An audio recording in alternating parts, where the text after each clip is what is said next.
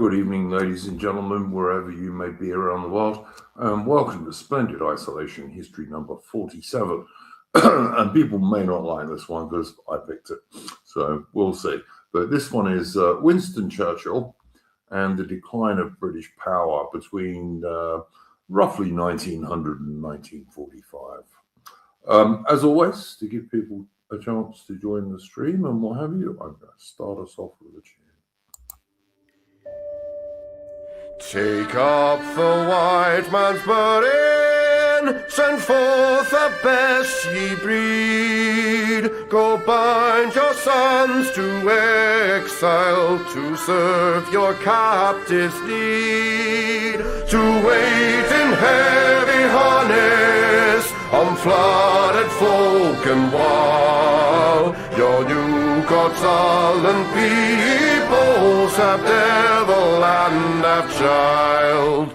Take up the white man's burden, in patience to abide, to veil the threat of terror and check the show of pride. By open speech and simple, 100 times made plain, to seek another's profit and work another's gain.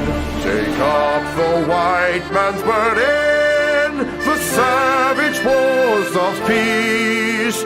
Fill full the mouth of famine and bid the sickness cease. And when your goal is nearest, the end for others sought, what's love and heed and folly, bring all your hopes to naught. Take up the white man's burden, no tawdry rule of kings, but toil of serf and sweeper, the tale of common things. The ports ye shall not enter, the roads ye shall not tread. Go make them with your living and mark them with your dead. Take up the white man's burden and reap his old reward. The blame of those ye better, the hate of those ye guard. The cry of those ye humor are slowly towards the light. Why brought ye us from bondage, our loved Egyptian night? Take up the white man's burden, ye dare not stoop to less, nor call too loud on freedom to cloak your weariness. By all ye cry or whisper, by all ye leave or do, the silent, sullen people shall wail gods and you. Take up the white man's burden, have done with childish days, the lightly proffered laurel, the easy ungrudged praise. Come thou to search your manhood through all of thankless years. No age with give or wisdom, the judgment of your peers. Take off the white man's burden through all of thankless years.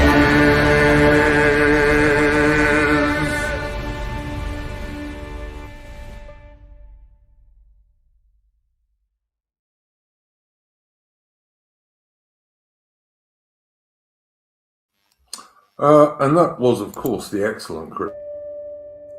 Take up the white. Forgive me. Boom attack as always.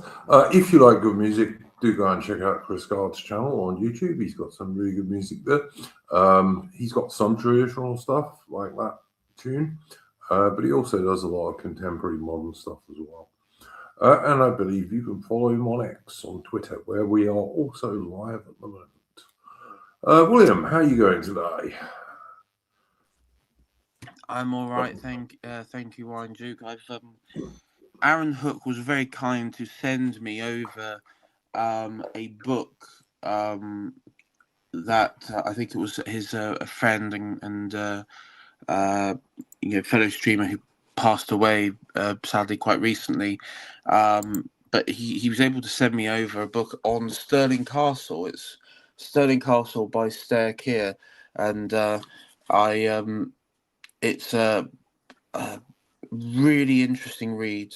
One that probably it's an original, and it's one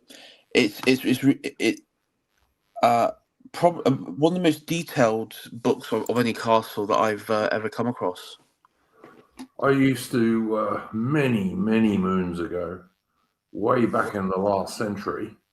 I used to walk my girlfriend's dog in the park just underneath Stirling Castle. And you have to be a bit careful because there's also a golf course there. And you have to be careful for two reasons. A, you don't want to get hit by the golf balls, of course.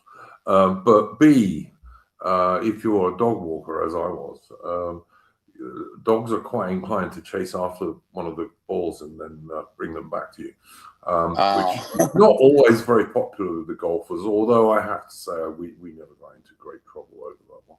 But yeah, it was right underneath the crag that Stirling Castle sits on. Very pretty and historic. So yeah, that should be a good book. I know that Aaron was working pretty hard doing that because the poor chap who died didn't have many close relatives, and so organising not only his big book collection but also cleaning up his house and all the rest of it mainly fell on Aaron, and he was fortunate in the people in his book club community, etc., or online book club community, as well as people from different discords like ours and what have you, were able to help him out a little bit financially. So, well, that all worked out quite well in the end. But I know he was working pretty hard. I hope he at least got himself a few good books. So, yeah, this is the thing. It's when it comes, as I found out actually recently, because I'm doing a bit more videos, and I want to do one on the topic of the day, which is Epstein and Dump. But one thing I've noticed, Andrew, is there are some things which have been near enough scrubbed from the internet, like when you actually search it, and I not just mean Google, but all the search engines, even the ones which are, not as censored in some regards. It's really hard to find people, information, and also the publications. They have this huge bibliography of work, but it's really hard to find anything they've really said. And I've sort of gone a bit. I remember that when I was a student, I was under this when I wanted to do my media time, and there was this old school producer chap, and he actually believed he was a bit of a schizoid in the sense that he believed that the pyramids were actually like ancient code, because and he said that we'd have to build our own pyramids because the internet would just become so unreliable, and you may even have like rogue AI which will delete things and create new information. And so you'd have it like literally go back to like etching information on the tombs and stone, and on the stone itself, because it's real. It has to be something that's real and tangible that you can hold. Wouldn't surprise me. Good evening, Mitch. How are you going? Well, good evening for you. Good morning for me. Same old. I thought this stream was going to be about something else, because I remember Aaron Hook said he wanted to do a stream about what if. But I know we're doing that on Friday. Oh, okay. I got Yeah. confused then. Well, I was going to talk about that later in the stream, but since you brought it up, yeah, there's going to be a special stream on Friday. I think it will be on Friday, which will be Saturday morning for me. And that's going to be what if the Trent incident of 1861 had led to Britain joining the American Civil War. And Aaron and I and whoever else wants to join us will be talking about that. So we've got two kind of historical streams this week. Yeah, This one is about Winston Churchill and the decline of British power circa 1900 to 1945, which we will, I promise people in the chat, get started on in a minute. I did just also want to say Aaron Hook has had a bit of hiatus on his channel. I think he's started doing streams and what have you now. yeah, he's got one on Sharp coming up soon. Yeah, he had like I don't know, the best part of 2 weeks when he wasn't doing anything because he was cleaning up his late friend's house. So yeah, do go and check out Aaron Hook's channel on YouTube, especially if you're into film criticism and this kind of stuff, because that's Aaron's main content. Although he does historical stuff and movie reviews and all sorts of other things as well. All right, I guess we should start our stream. Now, the reason I'm doing this stream is a conversation I was having not on my Discord, but on somebody else's that I'm a member of, where people still don't get this. I have covered this subject fairly extensively. I did a 2-series video on this, and Bo Day, the history bro from the Lotus Eaters, was a guest on the first one, and I think we had Mr. Streets on the second one. I also did a 3-part series with Horace on Pat Buchanan's book, The Unnecessary War. I think it's Churchill, Hitler, and the Unnecessary War. And I did a 3-part series on that book with Horace, and I did actually invite Horace to this stream, although I did so a bit late in the day because I forgot. But yeah, so I have covered this stuff on my channel fairly extensively, but I thought I would try, with the aid of my guests, to do it fairly succinctly today, and basically cover Churchill's whole political career in 2 hours. And so we're not going to go into ultra detail about all this stuff. We're just going to go through the main points, and I hope by the end of it prove my argument that no single man did more to destroy British power. No single British politician did more to destroy British power between 1900 and 1945 than did Winston Spencer Churchill. And I know, the liberal establishment in Britain, the liberal lefty establishment, loves to hold him up as the bulldog prime minister and the last lion of Britain and all the rest of it. I'm sorry, I think that's crap. If you were really interested in British power, Winston Churchill did more than any other single political figure to undermine it.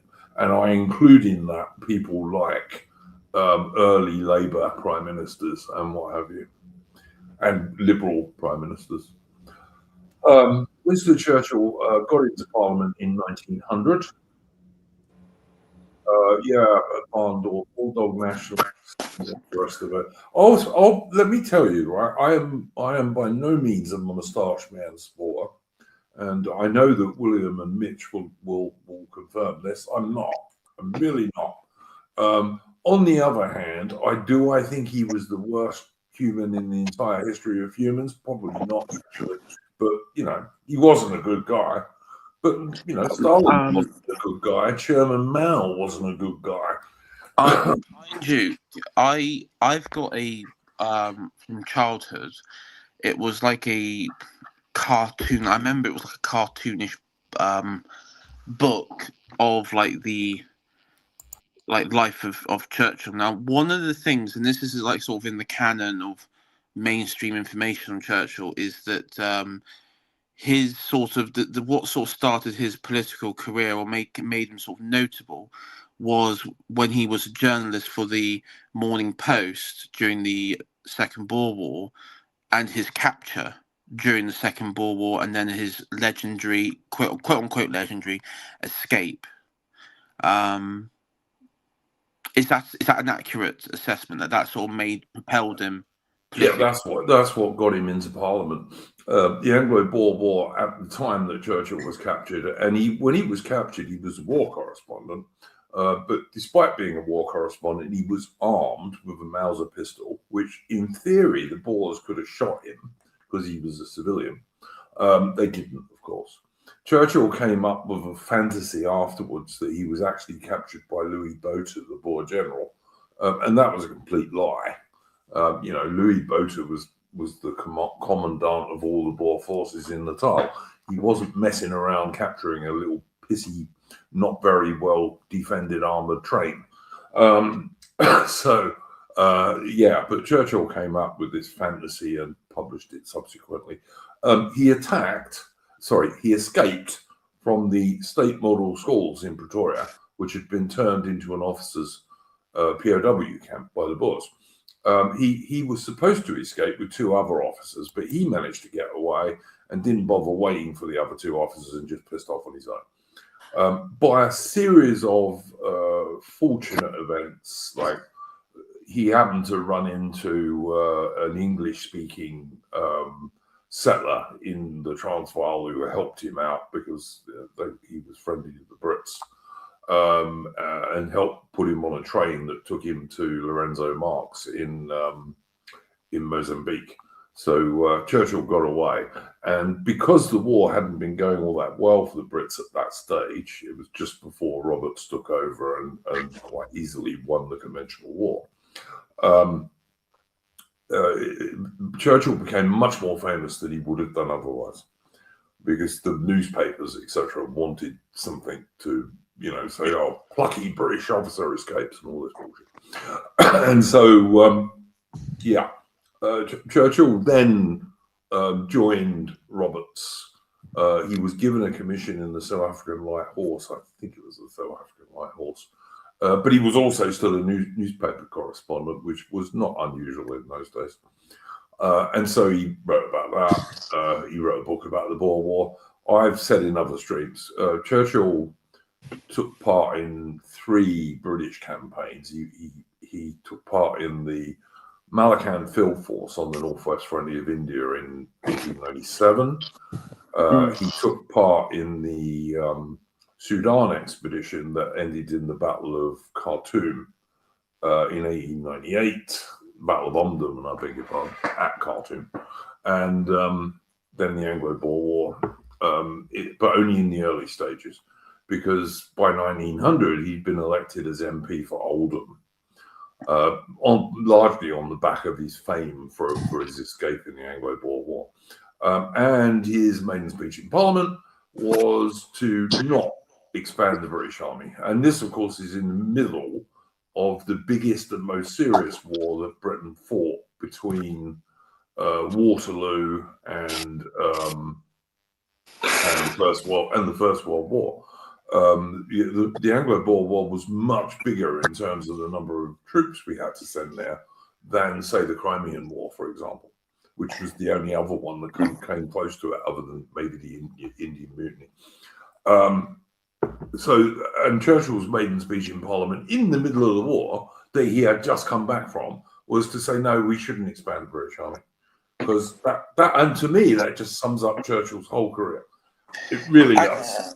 What's quite interesting is just before this, so in 1899, I do remember this, he stood as in the Oldham by-election, which he lost to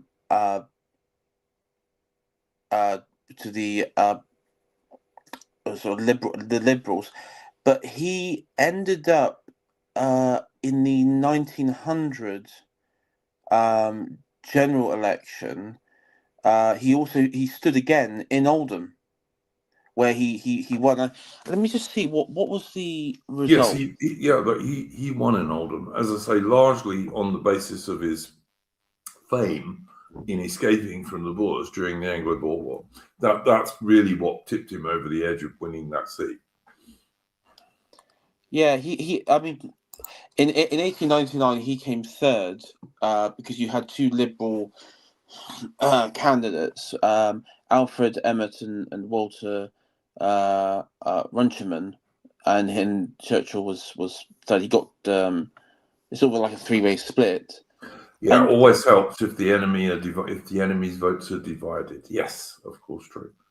But as I say, I've got to speed run this a bit, mate, because we just won't cover it all in 2 hours otherwise. If you guys want to interrupt me, please do. All right, because I am going to try and get through this stuff. But if Mitch or William, you got something to say, just interrupt me.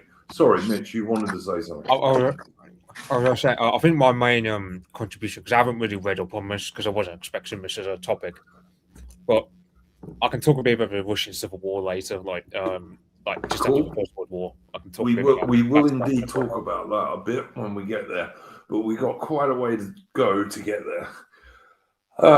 So anyway, his main speech in Parliament was basically not to increase British defence spending in the middle of a war. And I'm sorry, whether you're in favour of defence spending or not, middle of the war is not the time not to do it.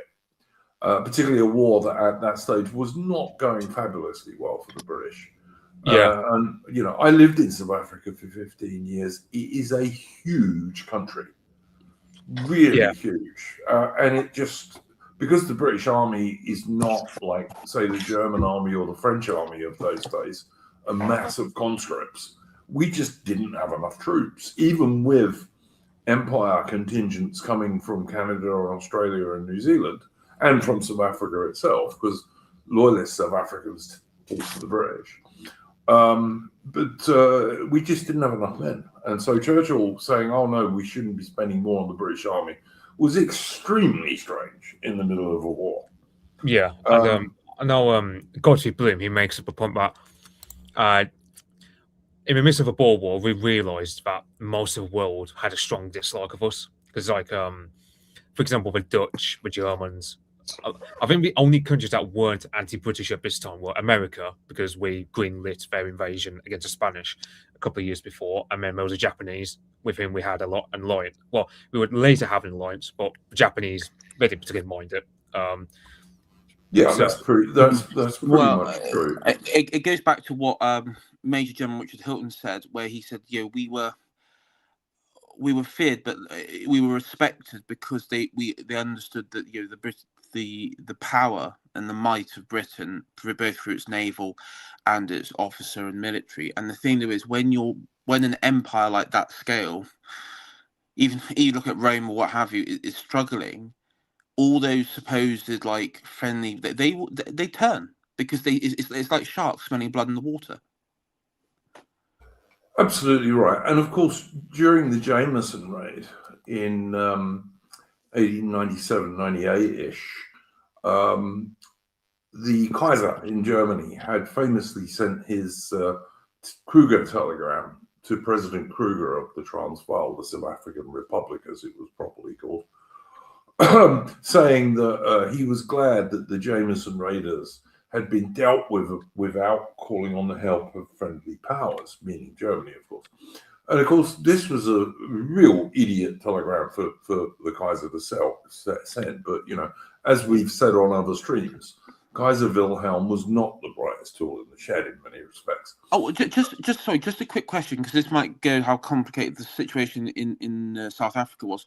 The Boer republics, did they border German East Africa, which is like Tanzania today? No, they didn't. But they were close to, but did not border, as far as I can remember. Was it only Southwest? You're thinking Southwest Africa, I believe. Maybe, yeah. What's now Namibia, because that was German Southwest Africa until 1914, when South Africa invaded it and fairly easily took it off the Germans. And of course, the Germans couldn't do anything about that. So it was only the Portuguese.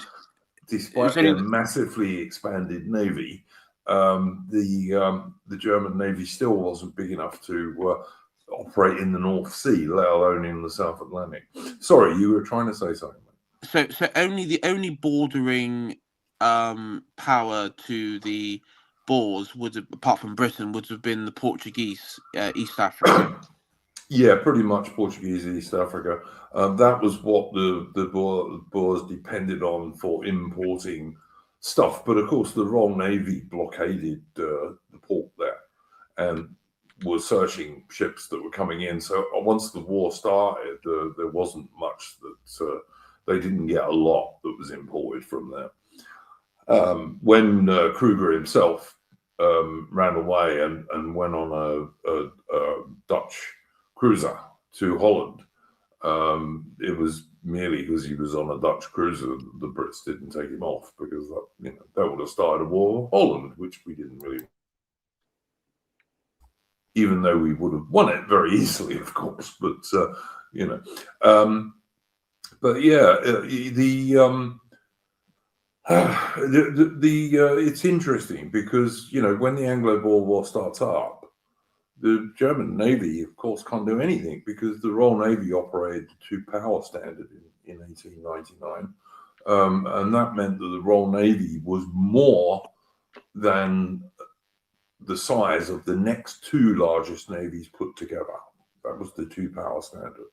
And Britain operated that until probably around 1906, I suppose, at which stage we concentrated on outbuilding the Germans, which we did pretty easily, to be honest. But I'm getting ahead of myself, so I want to try and bring it back and just talk about Churchill's career. So, long story short, Churchill is a complete free trader. By the early 1900s, no other major nation in the world supported free trade. The only nation that did was Britain. Germany, the USA, France, Russia, and lots of smaller countries all had tariff preference for their own industry and their own empires if they had one. Yeah, Britain was the only one that didn't. Sorry, Mitch, carry on. Yeah, another thing. Small footnote in regards to convenience, but in 1904 there was what was called the Aliens Exclusion Act, which basically there was a Jewish exodus in the late 19th century, early 20th century. Thank you, Mitch. Thank you for reminding me of that. I did miss that one. We will cover that just now. Yeah. So it was so basically, I forget because the Jewish immigration problem was so bad, but actually there was like this like paramilitary group set up called the British Brothers League in Stepney or somewhere like that in East End of London, and it got so bad that the MP in the area, who I can't remember his name, but was an aristocratic soldier who fought in India on the northwestern frontier, if I'm not mistaken. Very good soldier from what I've heard, and the thing was, Churchill, he said, well, we can't pass this act because it is a sign of British pride that we are a refuge for all the waifs and strays of Eastern Europe and so on. Yeah, Mitch, so this Eastern European immigration had started in the 1880s. And as you rightly say, was particularly heavy into the East End of London. And it was mostly very poor Jewish people who were moving in.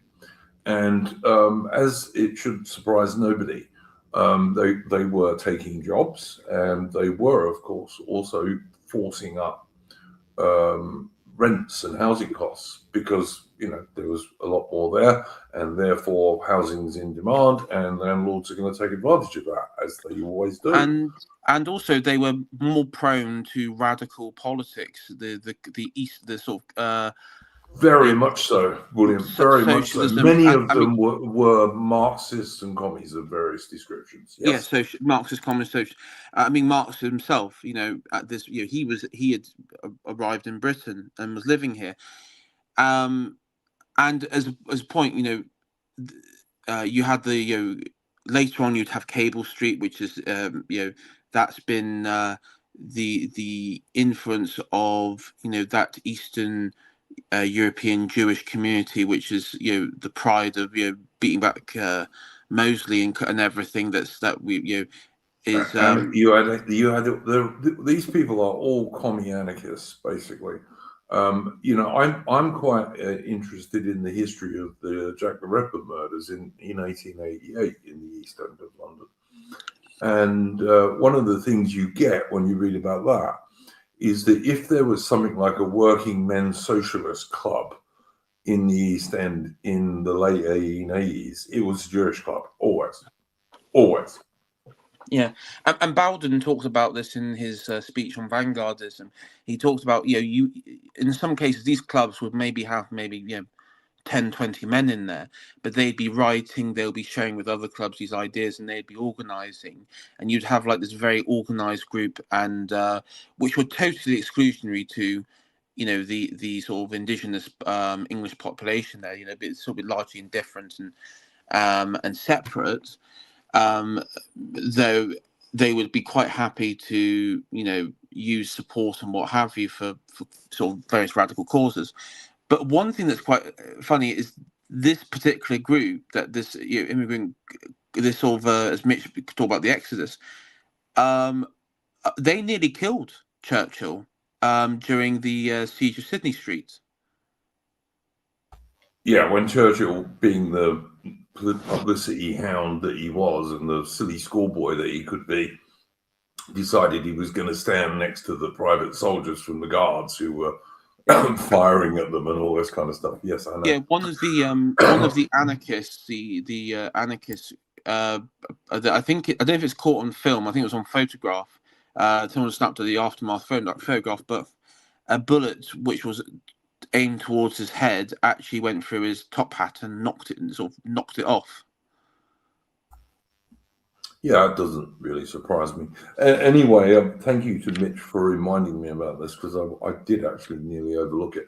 But yeah, this was the Aliens Act, and it was designed. It was the first piece of anti-immigration. It was the first piece of anti-immigration legislation that Britain had ever had, really. And it was to try and protect ordinary working men and women in poor areas, particularly of London, which were getting overrun, basically.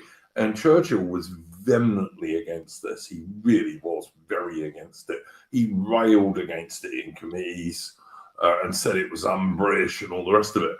And, for people who know anything about the Focus, the group prior to World War II, this should come as no great surprise, really. And as I say, this was mainly, although it wasn't explicitly stated that it was anti-Jewish, because it wasn't, it was just anti-poor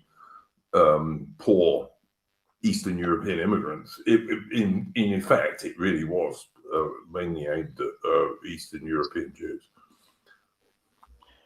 It is noting that what triggered it was going back to the radical politics, is that they were bringing over these extreme views which were based in revolution, based in violent revolution. And there is that crossover there, and that's why a lot of it was the hostility was there. It wasn't just I think that it wasn't just like sort of any like prejudicial thing of like on the old world. It was actually quite practical. There was quite a practical reason for it. For sure, William, for sure. But anyway, yes. So that's the second instance I would give you of Churchill not supporting the real people of Britain, but actually going against them, because he was against the Aliens Act, which was designed to protect ordinary working British public. All right, moving on, because as I say, I want to try and do this whole thing in 2 hours. And it's 45 years. So, eventually, as I said, Britain was the only nation which did not have tariff protections for its own workers and its own industry. And everyone else did. and most countries had them for years. So Germany, America, France, Russia, all of the smaller nations, they all had tariff protection except Britain, which, to be honest, Britain should have got rid of free trade certainly by 1880, I would say, by which time some British industries were getting overtaken by the Germans and the Americans particularly, but it's only some industries. Like Britain was supreme in shipbuilding into about 1920. Britain could build more warships more quickly than any other nation on earth, including Germany or America, into about 1920-21. And the only reason that stopped then is because of the Washington Naval Treaty, which we will come on to eventually. But anyway, there'd been talk for the best part of 20 years for some sort of imperial federation, etc. And to let people in the chat understand what I'm talking about, the idea was not that you were going to give a vote to every poxy, tuppeny, halfpenny little brown and black nation in the British Empire. That was not the idea at all. The idea was that the old Commonwealth, which is to say the white settler colonies, so Britain plus Canada, Australia, New Zealand, and back in those days, I'm talking now about 1908, this would have also included South Africa. And those colonies would, the hope was, eventually form some sort of an imperial parliament, which all of those countries would send representatives to in proportion to their populations. So Britain would dominate it because we had a much bigger population, but the other countries would also be represented. And it would have only covered defense and foreign policy. All of the local stuff would still be handled locally. Okay, so the British Parliament would handle British stuff, the Australian Parliament, Australian stuff, the Canadian stuff, etc. But it would have meant that you might have ended up with the British Empire, and particularly the white dominions of the British Empire, actually becoming something real rather than mere sentiment and having the same monarch. And so you had the imperial tariff reform movement. And if you look at the thumbnail of this stream, that's one of their posters from 1908, which is contrasting what would happen if you brought in imperial tariff reform and excluded often shoddy foreign goods from British markets. The idea was that it would help British manufacturers, it would also help British farmers, but at the same time, it would help farmers and miners in places like Canada, Australia, New Zealand, and South Africa. And it would also help their local industries. It was a very good idea. Had I been around at the time, I would have absolutely supported it. However, Winston Spencer Churchill, who was never really a conservative, in all honesty, he'd been born into a conservative family. You know, he was the son of a younger son of the Duke of Marlborough and an American millionaire's daughter, who was a bit of an upper class whore, to be honest, after her husband died of syphilis. Churchill's father, that is.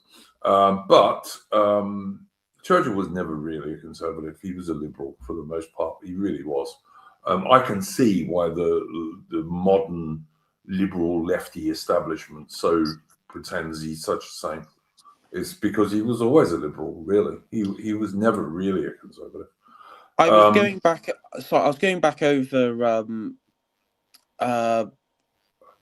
Academic Agents, aka Neil Parvini's Boomer Truth, the book, and one of the chapters on it is there's several bits on it that mention Churchill. Now, if you think about it, today, the absolute moral good of the regime is individualism. Like we don't have any care about the bonds or ties that connects us to our people or our nation, or in that case would have been the empire. And if you look at Churchill's career and everything, he actually does, envisage that in the sense that he is like this total individual who, for him, there is no bond, there is no ties to anything. There's nothing of value. And it's something I have had regular arguments with, particularly Tory-minded people, where it's like, okay, there's never been a scenario where an empire loses its empire totally, just totally loses its empire and its power after winning a war, and then the person, and then like the emperor or someone like that, or king or whoever, is then treated as like this great sort of hero. They would be treated. 100, William. Totally agree with you. Totally agree with you. Look, I mean, I think it's worth pointing out Churchill was half American, and he always behaved as if he was too. Churchill was always extremely comfortable in America.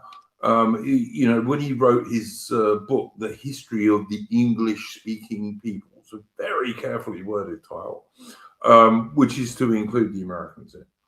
And Churchill was a great writer, don't get me wrong. I'll say two good things about Churchill. He was a very good writer, and he wasn't a coward himself personally. He was never personally a coward. He was quite a brave dude in terms of soldiering and all that kind of stuff. But he was, but in other respects, I have no room for him whatsoever, and this stream is all about that. So anyway, to get us back on track, because we're never going to get through this in 2 hours unless I do, guys. I've got to be a bit ruthless about this, particularly because I talk too much too. Churchill crosses the floor in 1908 over imperial tariff reform, which he is totally against. He supports free trade, which basically means that British industry is just going to get worse and worse because it's going to get more and more competition. And also, it's not good for British farmers and all that kind of stuff as well. Now, do either of you chaps have anything you wanted to say about imperial tariff reform specifically? Not me personally. No, we'll let this. Mitch? I ain't got any. I haven't got anything to contribute. Okay, to me, if you were in favour of British power and the British Empire in 1908, you would have supported imperial tariff reform 100%. It was the last chance to try and turn the British Empire into something real, and particularly the white bits of the British Empire, which were the main bits, to be honest, or the most important bits anyway. Anyway, so he joins the Liberals. He then becomes an undersecretary for the colonies, and one of his first actions there, he goes against the idea of British settlers moving to South Africa. And bear in mind, he'd been in the Anglo-Boer War, so he knew South Africa reasonably well. He was against the idea of British settlers going out there in large numbers and discouraged them. And also Natal, which was one of the British colonies, South Africa in 1899 was the crown colonies of the Cape and also of Natal. And then it had the Dutch republics of the Orange Free State and the Transvaal, which was really called the South African Republic. And Natal had always been a British colony going back to the 1830s. And Churchill slagged off Natal because Natal ended up getting into a Zulu rebellion. It was called the Bambata Rebellion. The Zulus were going around killing policemen and cutting their bodies up for muti, which is witch doctor medicine. You know, they were using body parts for this. And the Natal government called out the local volunteers. They even got a few British soldiers because there were still a couple of British battalions based in Durban. And they put down the Bambata Rebellion, and they put it down fairly hard, it has to say. It has to be said. But you know what? What are you going to do? You're living with this savage kingdom, which only 20 years beforehand had done the Battle of Isandlwana, where a whole British battalion was wiped out. You know, you're not going to take any chances, are you? And Churchill was very against this. He said Natal was far too cruel to their native peoples and all the rest of it. Usual Churchill nonsense bullshit, you know. So he does that. Now it's important to remember that during his military career, Churchill, who was a cavalry officer, and the British Army saying used to be that there was a cavalry officer so stupid that other cavalry officers noticed. And no, I'm not claiming that Churchill was stupid, because he wasn't. But anyway, he was a cavalry officer, but he'd never commanded more than about 40 guys at the most in person. Never. I commanded more men in battle than Churchill did. But nonetheless, they made this Hussar officer the First Lord of the Admiralty. And that's the political head of the Royal Navy. I'm speed running this, guys, okay? But in the Liberal government, they made him the First Lord of the Admiralty, which is the political head of the Royal Navy. The First Sea Lord was the professional head, who he was an admiral, of course. But the political head was the First Sea Lord.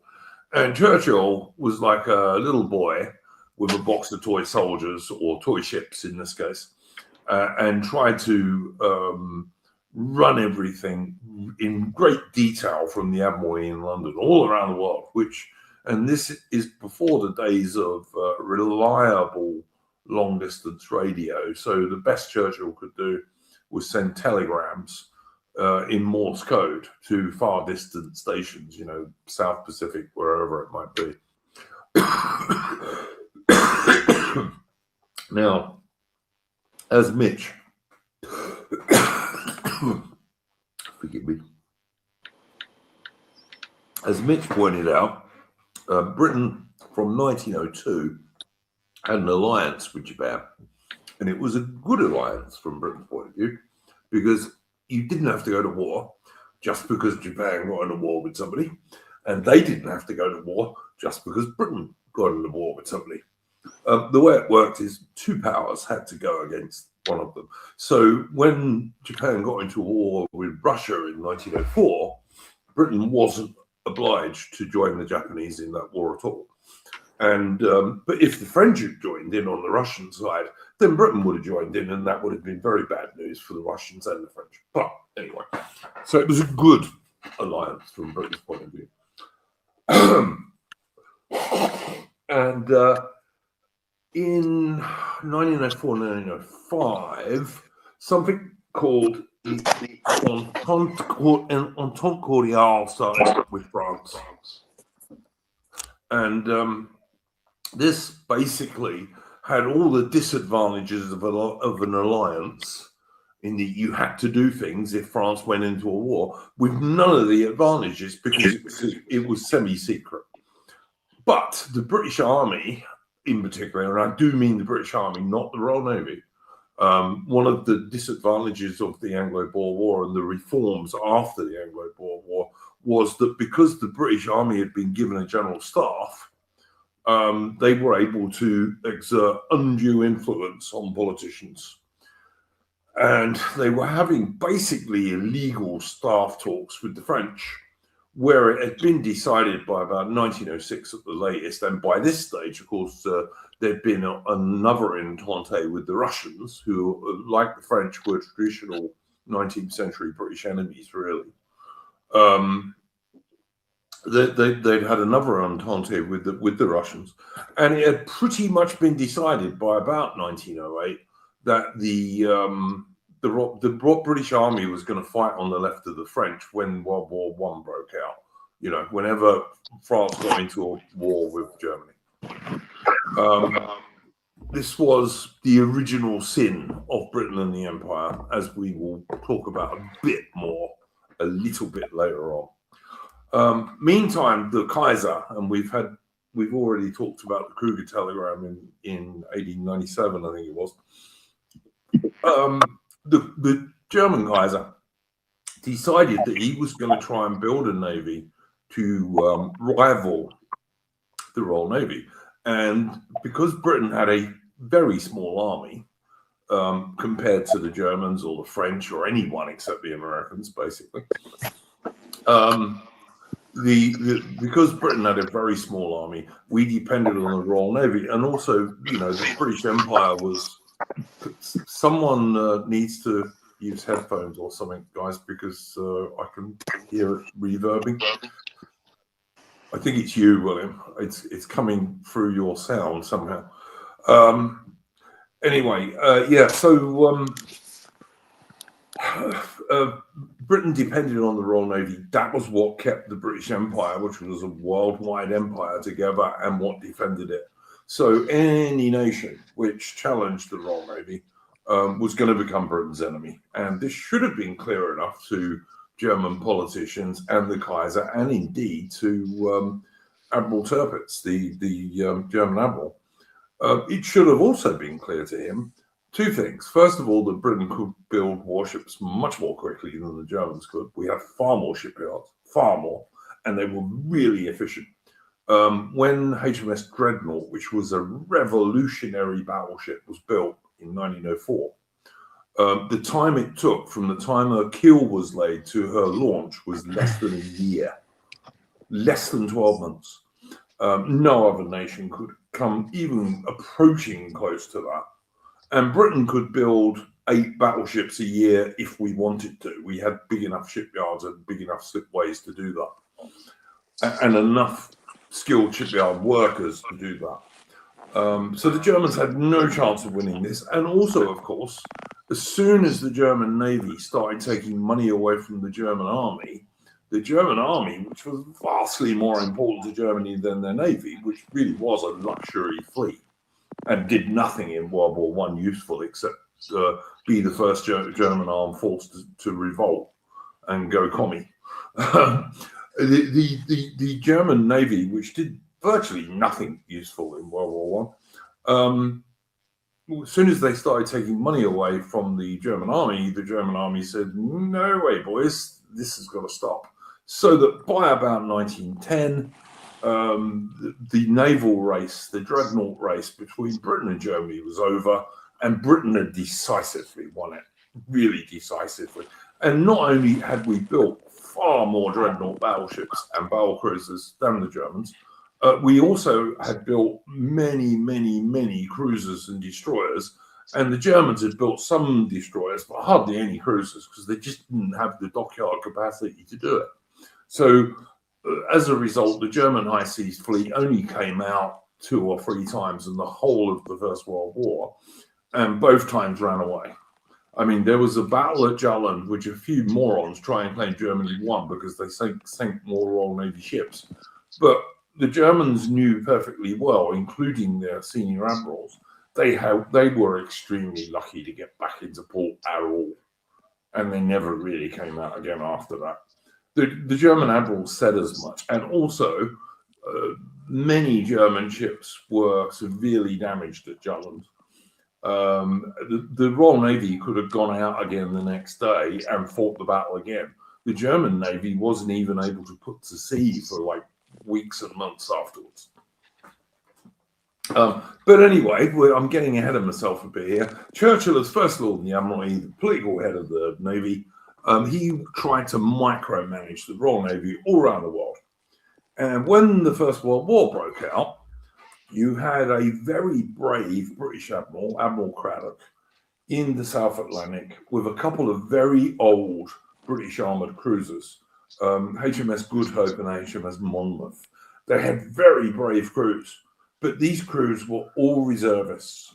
These were guys who'd served in the Navy, then left, and either served in the Merchant Navy or they'd been fishermen, trawlermen, this kind of stuff. Really good, brave guys, but maybe not quite as efficient as a regular warship. And in any case, the 2 armoured cruisers they were on were by no means the latest and best armoured cruisers in the Royal Navy. They were quite old and quite weak, really, especially one of them. They also had a modern light cruiser, and they had an auxiliary cruiser, which was really like a merchant ship with a couple of guns stuck on it. And they ended up, because of Churchill's stupid orders, taking on von Spey's crack elite German East Asia Squadron. Germany's main overseas force prior to the First World War was the German East Asia Squadron, which generally consisted of 2 modern armored cruisers and about 4 or 5 light cruisers. And they had always won the German Navy's gunnery competitions and you name it. And von Spee himself was a very good officer, but he had good modern ships.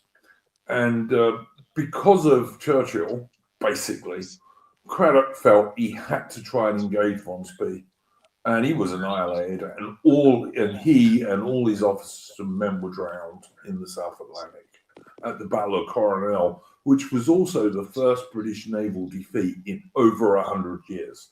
And this was a direct result of Churchill. Part of the reason this happened was that, again, guys, somebody is echoing. If you've got headphones, please use them, mate. I've got headphones on, so I'm coming through your sound system somehow, William. I'm not sure how, but I don't know how, because I've got my headphones and I've got my mic. Okay. Well, listen, I can hear myself anyway. Let me mute. Maybe just mute when I'm talking, mate.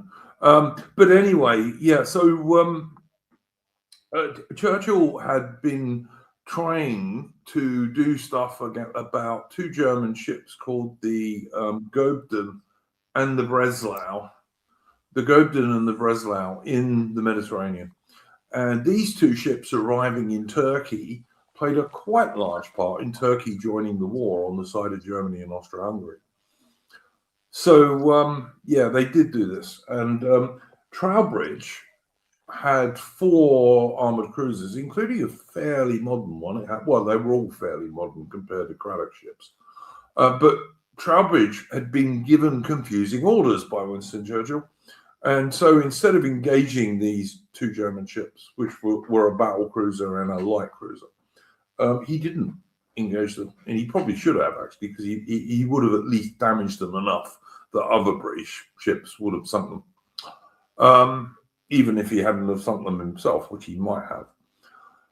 But anyway, when Trowbridge came back to England, Churchill made sure he got a court-martial. And it was this that really forced Craddock, who didn't really want to be court-martialed, he was a gallant Royal Navy officer, to do his hopeless attack against von Spee's German East Asia Squadron and get slaughtered by the superior German ships. Then, of course, Britain sent down a couple of battle cruisers to the South Atlantic, and at the Battle of Falkland Islands, Spee in turn was easily sunk by the battle cruisers, which were vastly better ships than his, and in equal numbers. There were only 2 of each. It took them quite a while, but they did sink Spee, and he and most of his officers and men drowned. Not all of them, though, in this case, because the weather wasn't quite so bad, and the Royal Navy were able to pick up some survivors. So this shit went on. Mistakes that Churchill made in World War One as head of the Navy, political head of the Navy. Sorry, I'll let, if I could just jump in, but I'll let you finish a minute. I'll let you finish. I was going to move on to Gallipoli, William, but if you've got something to say, say it. Yeah, just because we sort of missed this just brief period, 1910 to 1911, so just before the war. I just thought it just gives you a sort of like picture of the his sort of domestic policy.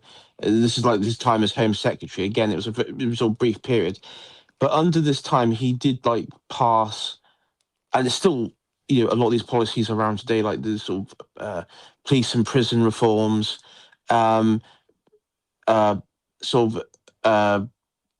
creating distinctions between criminals and political prisoners, which is something we have to deal with today, because all the do-gooder shitheads from every other cause like to claim political prisoners because it's like that you should be relaxed. There should be some like relaxation to that. You also had things of rules of solitary confinement were relaxed, and the abolition of imprisonment for those who fail, who fail to pay their fines, like and also like Churchill was publicly very supportive of women's suffrage as well. So, but one of the most famous things, if you go to Wales, particularly the Rhondda Valley, is the Tony Pandy riots, which were the coal mining riots, particularly against. I think it was like some sort of conditions. Weren't they in the 20s, William? Weren't they in the 1920s? No, they were in the the one in the Rhondda Valleys. I mean, there were in the 20s in Wales and Scotland, but the ones in 1910. I think a lot of Labour people get this confused about. They get the timelines a bit mixed up. What was the one in the 1910s? Sorry, the ones in 1910s.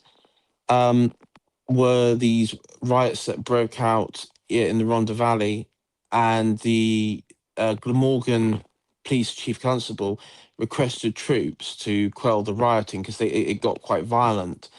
But Churchill only allowed the troops to get as far as Swindon and Cardiff, but then refused to deploy them, and instead sent like 200 police officers from the Met, who weren't that well equipped to.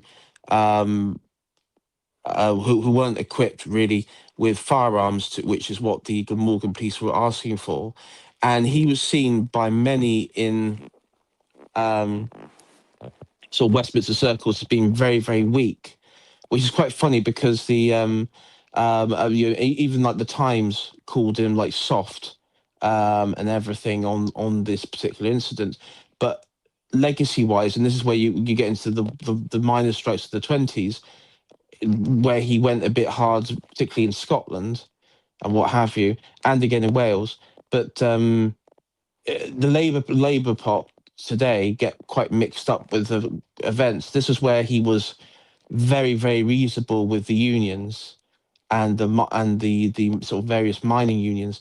Probably where he, in some regard, he probably could have sent in the troops there because of how violent the rioting had got.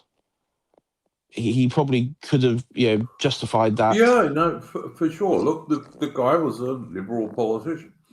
This is the point we've been making. He was a liberal politician. I think the point you made about the women's rights stuff, the suffragettes. I mean, they were out and out terrorists. They planted bombs. They only didn't kill people by luck. They were complete terrorists. And strange to say, when World War I broke out, they made a deal with the government, and they were the same women going around giving white feathers to young blokes who weren't in uniform. What was really ridiculous was Churchill was very much visibly, supportive of them, and even said, tried to negotiate his sort of way with them, was saying like, well, we can offer like a referendum, but that was the suffragettes. And the suffragettes. This is my point, William. He was a liberal. I know. He behaved like a lefty liberal. He did. I know, but the funny thing is that the suffragettes still protested every single surgery and event that happened at this point, even though when he was sort of like nominally on their they side. were scumbag terrorists. I mean, the suffragettes were terrorists. I'm sorry, they just were. I think they should have all been locked up for like 15 years. But then I don't think women should vote now. So whatever. I mean, you were trying to say something. I would say I'm a whole top of a Gerben and Breslau, because you have those two cruisers, I believe, or that Churchill very much confiscated instead of sending them to the Turks who paid for it. I suppose on one hand, like, the Turks were insulted, but I think I wouldn't blame Churchill with the Ottomans getting into the war. I think by that point anyway, the Turks had more to gain from allying with the Germans than they did with us, because we had Cyprus, so we had no. Yeah. They didn't really, Mitch. as events were to prove. But when the Turkish Empire was destroyed, but they may have. Well, they weren't to know that, were they? Like they were just No, like, no. And like, you, if you're you will Pasha, notice. You will notice. I didn't say anything about Britain confiscating the 2 Turkish battleships. They were actually battleships. oh, One of fuck it. which, they were battleships. One of which was converted into the aircraft carrier HMS Eagle, which was sunk in World War II. But anyway, you will notice I didn't mention that because I don't criticise Churchill over that. The British government had always taken up warships being built for foreign powers in an emergency and a war. British government had always done that. That wasn't anything special, and I don't blame Churchill for it, which is why I didn't mention it. Basically, I'm only looking at the stuff that, to me, Churchill did that reduced British power. That's the title of this. Yeah. It's the decline of British power, and Britain taking over 2 ships from Turkey. We took over ships from other places as well. And we'd always done that. We did that in the 19th century. It wasn't at all unusual. But if Gobden and Breslau, the German ships, hadn't managed to make it to Constantinople, which they easily wouldn't have done if Churchill hadn't given unclear orders, the Turks might not have joined the war. It's possible. And also, don't forget, the Germans, although the Germans supposedly gave these ships to the Turks, they didn't really. All that happened was that the German officers started wearing fezzes instead of their German imperial caps. Yeah, all I would say is, like, in terms of like the Ottomans, like, I mean, some people would say Churchill helped them to enter the war. Not really. I think the war was going to go during the Germans because, I mean, Enver Pasha was a massive Turinist, and all the Turkic lands that he we're just going to talk about Gallipoli. Yeah, I would say. I don't know. I remember back in 2014 or 2015, like the 100th anniversary of it. There was I think I can't remember which channel it was, but there's a little documentary, and it was kind of like live action actors playing the one who played Churchill. Basically, he said something along the lines, "Oh well, I forget what he said, but it was everything to the extent of he didn't really care about the losses of Gallipoli, like even on like the first day, like because of sea mines and stuff. Like he just didn't. Apparently, he didn't particularly care for the Brits and Anzacs getting slaughtered. I don't know if that's true, but I mean, I won't put it out of character for him because, I mean, I don't think he had any particular care for men under his command at all, to be honest. But yeah, look, let's move on to Gallipoli because we've got a lot of ground to cover yet, guys. We got the interwar period and World War II yet, and we're over an hour, and I want to get this finished. I don't want to do a part 2 of this. And also because people were asking me, particularly some bulldog nationalist types were arguing with me about this subject. So I just want to get it out there in a reasonably short format. So Gallipoli, the idea of Gallipoli was that the Allies, particularly the British, of course, but to some degree the French, could push supplies into the Black Sea to supply the Russians. Whether or not this would have made any great difference to the war, I think it's highly debatable, to be honest with you. And Germany, which was the main prop of the war from the Central Powers point of view, wasn't going to be affected whether Turkey surrendered or didn't. Germany would still be there, still fighting. Austro-Hungary even wasn't absolutely vital to Germany. But it was more vital than Turkey was. And of course, eventually Bulgaria also came in on the Central Powers side. But anyway, that was the idea of the Gallipoli campaign, was to open up the Dardanelles and then via the Dardanelles and past Istanbul, as it now is, to supply the Russians via the Black Sea. Would it have made a great difference to World War I? I don't think so, quite honestly. I really don't. I think the Russian army was so inefficient at this stage that, all right, they might have done a little bit better, but I don't think it would have made a big deal of difference. So Britain's short of troops by this time. Britain's had a contemptible little army in 1914, although let me point out that this contemptible little army was 250,000 men with reservists, and that's just the British troops. And today, Britain's got an army of 70,000. So if you think we had a contemptible little army in 1914, it was about 4 times the size of the British army today. 5 times even, actually. But anyway, yeah.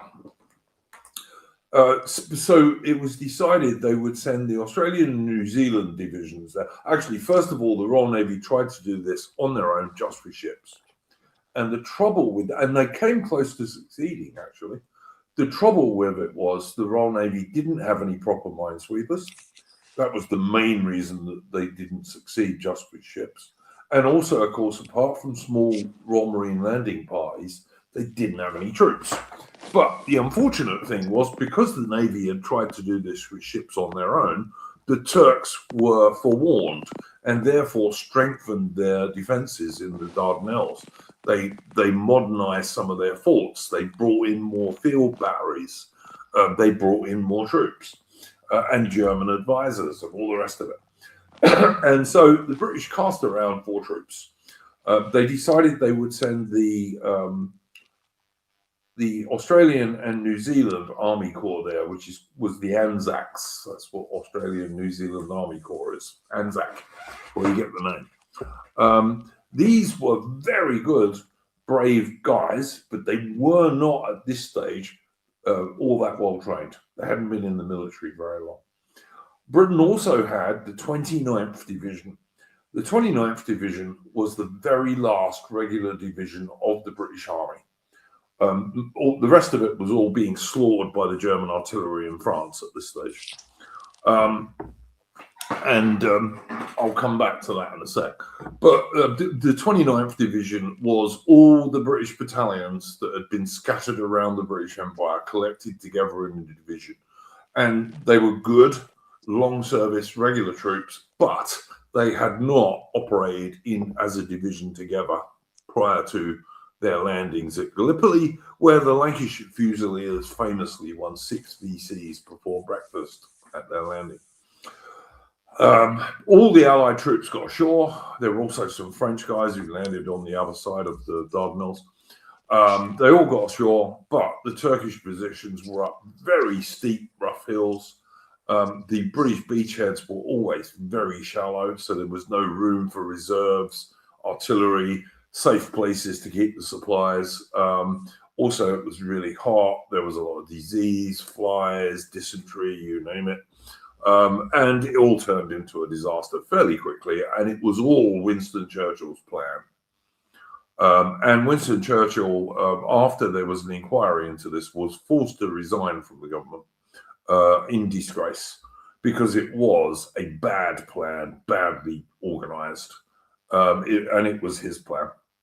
It was a complete mess, basically.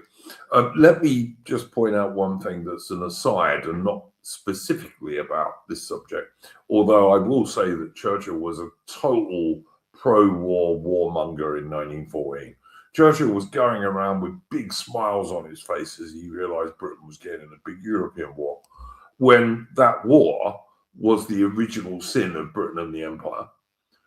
And particularly when we decided that against all British military tradition, we were going to raise a mass army as well as having a big navy. And it was that led to 1 million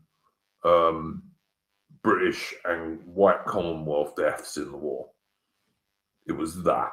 1 million of the best people in the British Empire of all classes were killed, and many, many more were maimed and wounded, many of them in life-changing ways, like losing limbs and this kind of stuff. Britain lost Britain, and also to a slightly lesser degree, Canada and Australia and New Zealand, and South Africa, by the way, lost a whole generation of their best men because of the proxy war, which did nothing except impoverish Britain, relatively speaking. I mean, Britain wasn't as skint after World War I as we were after World War II, when we were totally bankrupt. But Britain was one of the richest nations in the world in 1914. this was no longer true in 1918 in this war, which Churchill had been so keen to get into and had been absolutely excited about, like a schoolboy. And then, as I say, he came up with this Gallipoli plan. It was his idea. It was partially his plan, and he was forced to resign in disgrace. He then went and commanded a battalion of the Guards, but he didn't really. He never commanded more than a troop, which is like a platoon in the infantry. So he had no idea how to command a battalion, and in fact, his battalion adjutant commanded the battalion, and Churchill just walked around in a French helmet for some unknown reason, rather than a British one, in the First World War. As I say, Churchill was perfectly brave, but he wasn't a real battalion commander. He didn't know how to do that job. He had no experience. He went and did that for a bit, and then he was, after about a year, I think he was rehabilitated and brought back into the government, I think as armaments minister. Would I be right? I think it was armaments minister. And he was reasonably okay in that job, I guess. And this is under Lloyd George, of course. Lloyd George, one of the worst and least honest politicians Britain's ever had. And that is really saying something. Britain's had some pretty fucking awful politicians, but you'd find it hard to find one less honest than David Lloyd George. He moved. Didn't he move? This is when he moved Churchill to the War Office. I think something to do with war production. I think it was. It was a combination of, if I remember correctly, it was Secretary of State for War and Secretary of State for Air. I think it was a combination of the two. Yes, and that brings me. Thank you for that, William. It brings me on to it's a good segue. Churchill was a big supporter of forming the Royal Air Force. Now, you may argue with this, William, because I know you come from a Royal Air Force family, but I think forming the RAF in 1918 was a mistake. They got rid of the Royal Naval Air Service and the Royal Flying Corps, and they combined them into the Royal Air Force. And in World War II, this was to prove a disaster for the Royal Navy and the Fleet Air Arm, because the Royal Air Force was in charge of the Royal Navy's aircraft until not long before World War II. And as a consequence, because the RAF leadership had absolutely no interest in carrier aircraft, and they had very little interest in any sort of cooperation with the Royal Navy, because they were busy doing their own doctrine of the bomber will always get through and other bullshit, which wasn't true. The Royal Navy ended up with some pretty out-of-date aircraft at the start of World War II. And this was largely because the RAF had been in charge of them, and the RAF didn't give two shits about what aircraft were on Royal Navy aircraft carriers. And Churchill was a big supporter of this, as he was a supporter of everything that was wrong. If there was something that Churchill could make a choice on that would affect British power, he would always come down on the wrong side. Always. We'll come up some more of this in a minute. After World War II, Churchill is a big supporter. Sorry, World War I, I beg your pardon. Churchill is a big supporter of the Washington Naval Treaty. Now, for anyone who doesn't know, and I'm going to do a whole stream on this at some point, the Washington Naval Treaty was a conference after World War I in 1922 in Washington, D.C., which was supposed to stop another naval arms race. But what it really did was remove British naval supremacy. That's the only thing it did. It made the Royal Navy and the United States Navy the same size. Even though, hang on a minute, Mitch, I'll let you in a minute, mate.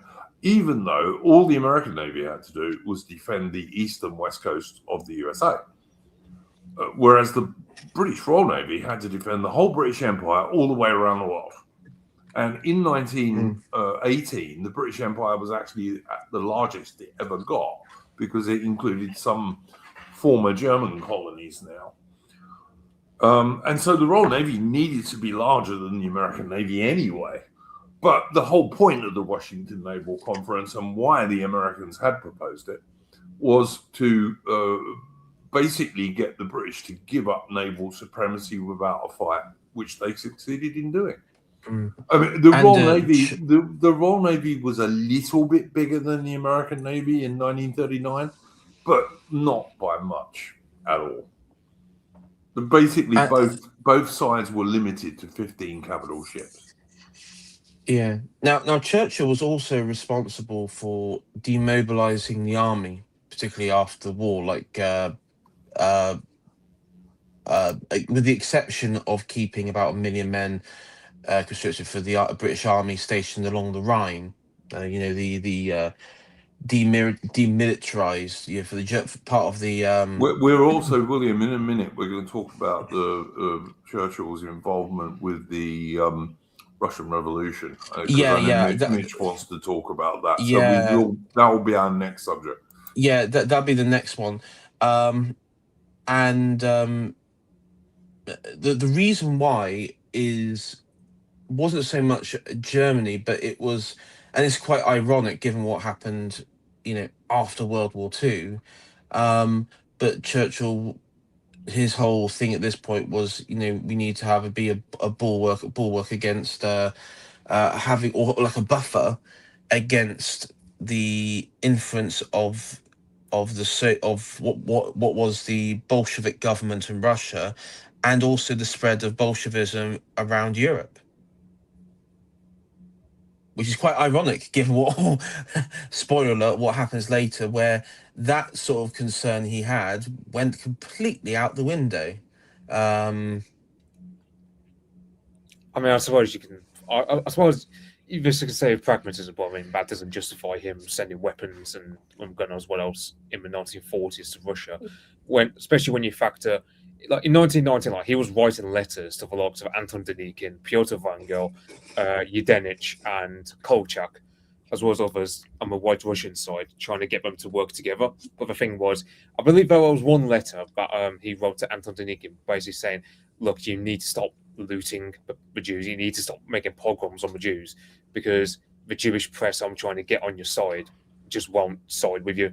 And it's one of the things where, and also I believe that Churchill at one point, he made like this sort of quote-unquote anti-Semitic editorial in one of the mainstream papers, saying, "Oh, well, the Jews in the West are all supporting the Bolsheviks." It was the whole, how you have in America, particularly post-war, you had like the Pinko criticism, where you had where you could have right-wing Jews criticizing left-wing Jews because they're like, "Oh, well, you're just a Pinko commie." So that's that sort of attack line there that Cohen, like the lawyer for Trump. Sorry, let's go. We're going off a bit, but yeah. Guys, could we leave this for just a sec, because I'm going to talk about the Russian Revolution next. But I wanted to put in one thing other than the Washington Naval Treaty. And also, incidentally, the other thing about the Washington Naval Treaty was the Americans insisted that Britain gave up its alliance with Japan. So that alliance, which had been a very good alliance for Britain from 1902, was given up in 1922, and it mortally offended the Japanese. And I don't really blame them, to be honest, because Britain certainly didn't get an alliance with the USA. The USA was still, they still had war plans against the British Empire, and invading Canada and stuff into the 1930s. But anyway, and this is just a fact. You look up I think it was War Plan Orange was the American plan to fight the British Empire in the 1930s. But anyway, so he does this. I wanted to go on to one other thing, which is kind of a little bit out of the strict chronological order, but by talking about it now, we can then just come back to the 1930s afterwards. When he was Chancellor of the Exchequer, Winston Churchill was the one largely responsible for the Singapore Royal Navy base not being properly fortified, particularly on the landward side. As Chancellor of the Exchequer, Winston Churchill denied the Royal Navy enough funds to put up those fortifications. It was him who did that in the 1920s. So, and that, of course, would subsequently come back to not so much haunt Churchill, of course, but to haunt all the poor fucking soldiers he sent there in World War II, because he wasn't prepared to put them into something. Churchill subsequently claimed, I thought it was the Gibraltar of the East. He knew damn well it wasn't, because he was the one who refused to pay for the fortifications. Unless he had a really short memory, which I somewhat doubt. But anyway, so I wanted to get that one in there now, even though we're now going to drop back about a few years and talk about Churchill at the end of World War One and his attempts to interfere in the Russian Revolution. And I know Mitch wanted to talk about this. So Mitch, you do your bit on this if you would be so kind. Yeah, essentially, Churchill, he's intimately involved with the Russian Revolution. He's sponsoring guys like Major Ewan Cameron Bruce, among others, to land at Arkhangelsk and support the White Russians. He's also corresponding with all manner of White Russian leaders, such as Alexander Kolchak, Anton Denikin, Nikolai Yudenich, and Pyotr Vangel, all over the place. And yeah, and there was one. Well, there were quite a few letters where he wrote specifically to Yudenich saying, "You need to work with these separatists like the Estonians and the Finnish to take Petrograd." And then while in the south, you had Anton Denikin, who basically he spent his time looting. He was a peasant himself, and his troops were largely peasants who were destitute anyway, so they just spent their time looting and doing pogroms on the Jews, to a point where Churchill actually had to write up a letter saying, you need to stop bullying the Jews, otherwise I can't get the Jewish press on your side, because, well, Churchill back then, he understood the Jews dominated a lot of the press, and they were the main ones sort of demonizing the White Russian side and sort of soft endorsing the Bolsheviks. Like, I wouldn't say so explicitly, but it was kind of like, well, this is why we get the whole image of the Bolsheviks being the better side, blah blah blah, and the White Russians are all corrupt and all this. And it's like, well, no, like they had poor leadership in someone like Denikin, but yeah, you had Kolchak, who was done dirty. I don't know too much about him, but Pyotr Vangel was probably the best shot, but he got in charge too late. And as for Yudenich, he was too stubborn to work with the likes of Estonians and the Finnish to take Petrograd. He was still a hot old school Russian imperialist. So yeah, and the thing was, you had Churchill who supported. Churchill kind of flip flops, where 1 minute, for example,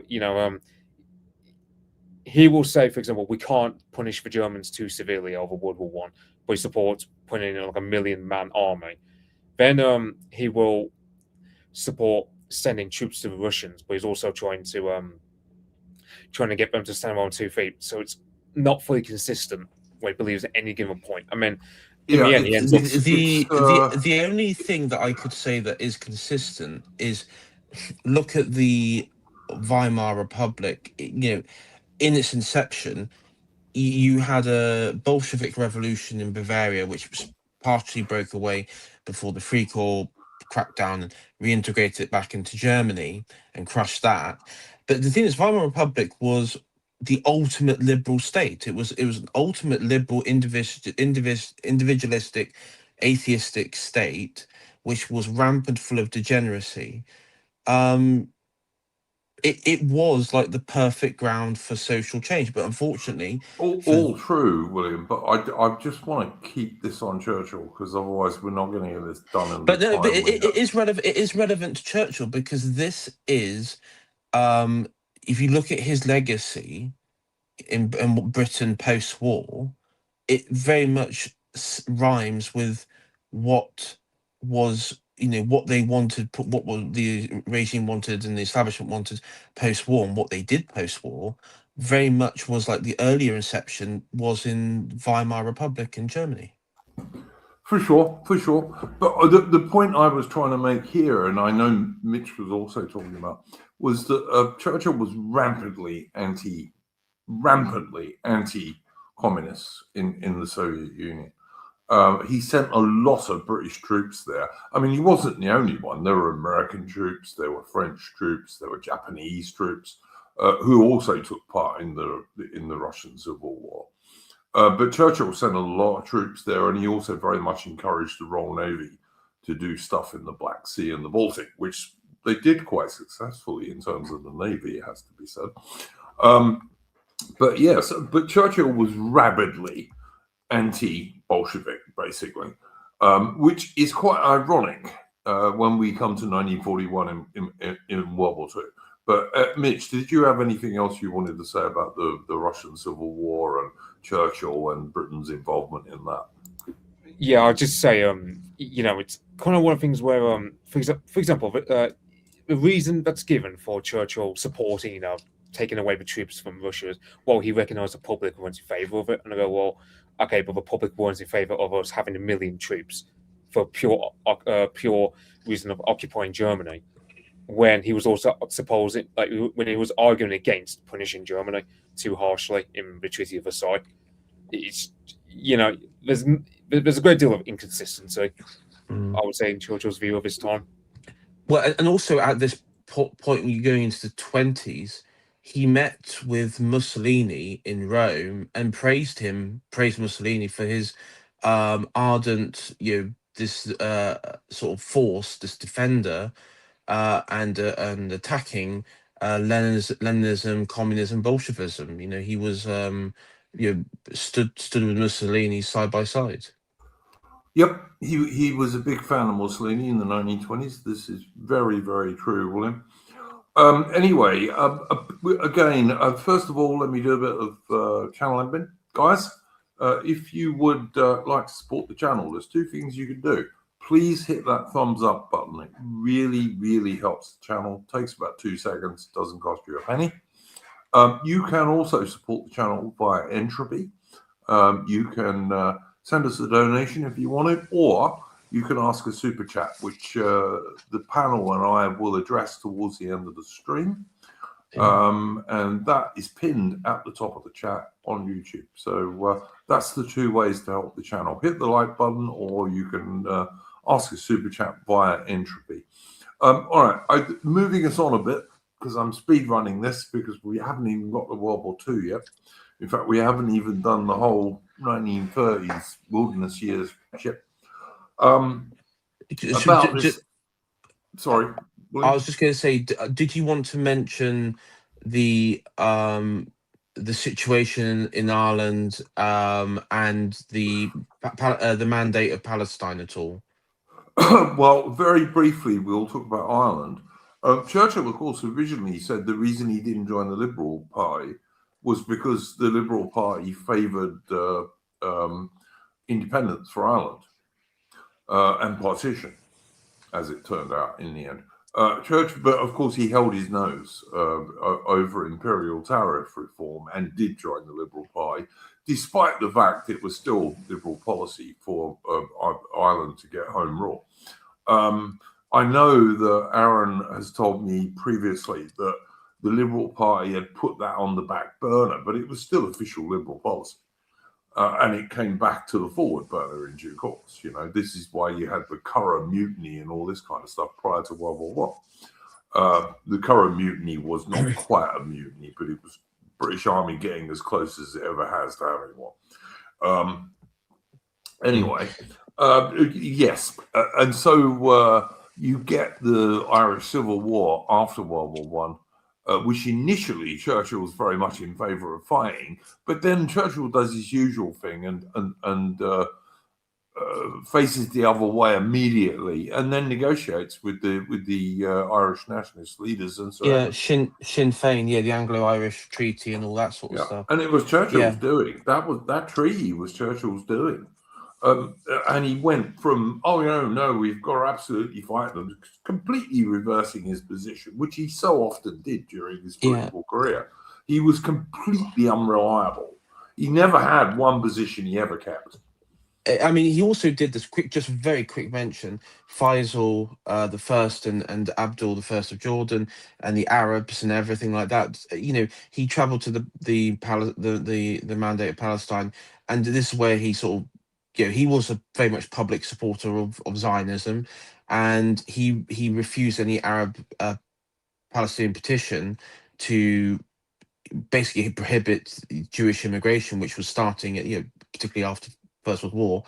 And then you had like the Jaffa riots and everything which broke out, and but yeah, he was very much in favor of this, which then caused further problems in that region anyway. And then you had like, I think you had like what was it, some sort of rebellion with the Kurds in Iraq, or as well. So yeah, it was like it was kind of like this was all going on the same time, roughly the same time as Ireland as well. So he was like fighting on three fronts near enough.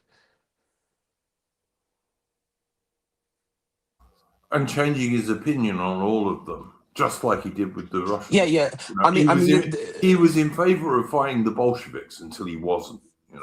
Well, it's like B de Britannia would say is, the British did kind of betray the Arabs. That we did do that, and for the British states, and Churchill was part of that. We did betray the Arabs. Well, we've already touched a little bit on Churchill's. What's the right word? Churchill was not an anti-Semite. Let's put it that way. He was the opposite to that. A philo-Semite, I think, is the correct term, is it not? I one thing I noted, and you see it a lot today, is I think he had like this sort of warped belief that all these people with all these sort of ethno-nationalist interests can all be united in like same like the coalition building with the White Russians, with like your Latvian nationalists and your Russian nationalists. It's almost like he was a liberal, William, isn't it? Well, exactly, and it's like, well, no, because the White Russians are fighting for an order which is diametrically opposed to any Baltic or separatist movement going. So that wasn't going to work. That's total fantasy. But he was an individual and didn't understand the ties with these things. Leinster for 1802 says, what was the alternative to the Anglo-Irish Treaty? Britain could have flooded Ireland with troops, and what? Yeah, it's like that's the alternative. Yeah, the IRA, they only had I think their money supply from America was drying up, and they had ammunition only for like 6 more months to a year at most. So had we just gone full hog and just carried on prosecuting it, we would have won. But Churchill, of course, he ends up. I believe he was the one that came up with the terms for the Anglo-Irish Treaty. Where he was also the main British negotiator.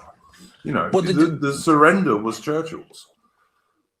Because of the British government sort of flip-flopping, as we mentioned on this, and not fully committing, you actually had the Ulstermen that sort of rose up and signed the Ulster Covenant, where because there were a lot of the Ulstermen thought, oh, we're going to be sold short on this, and you'd have this united Ireland, which was outside of Britain.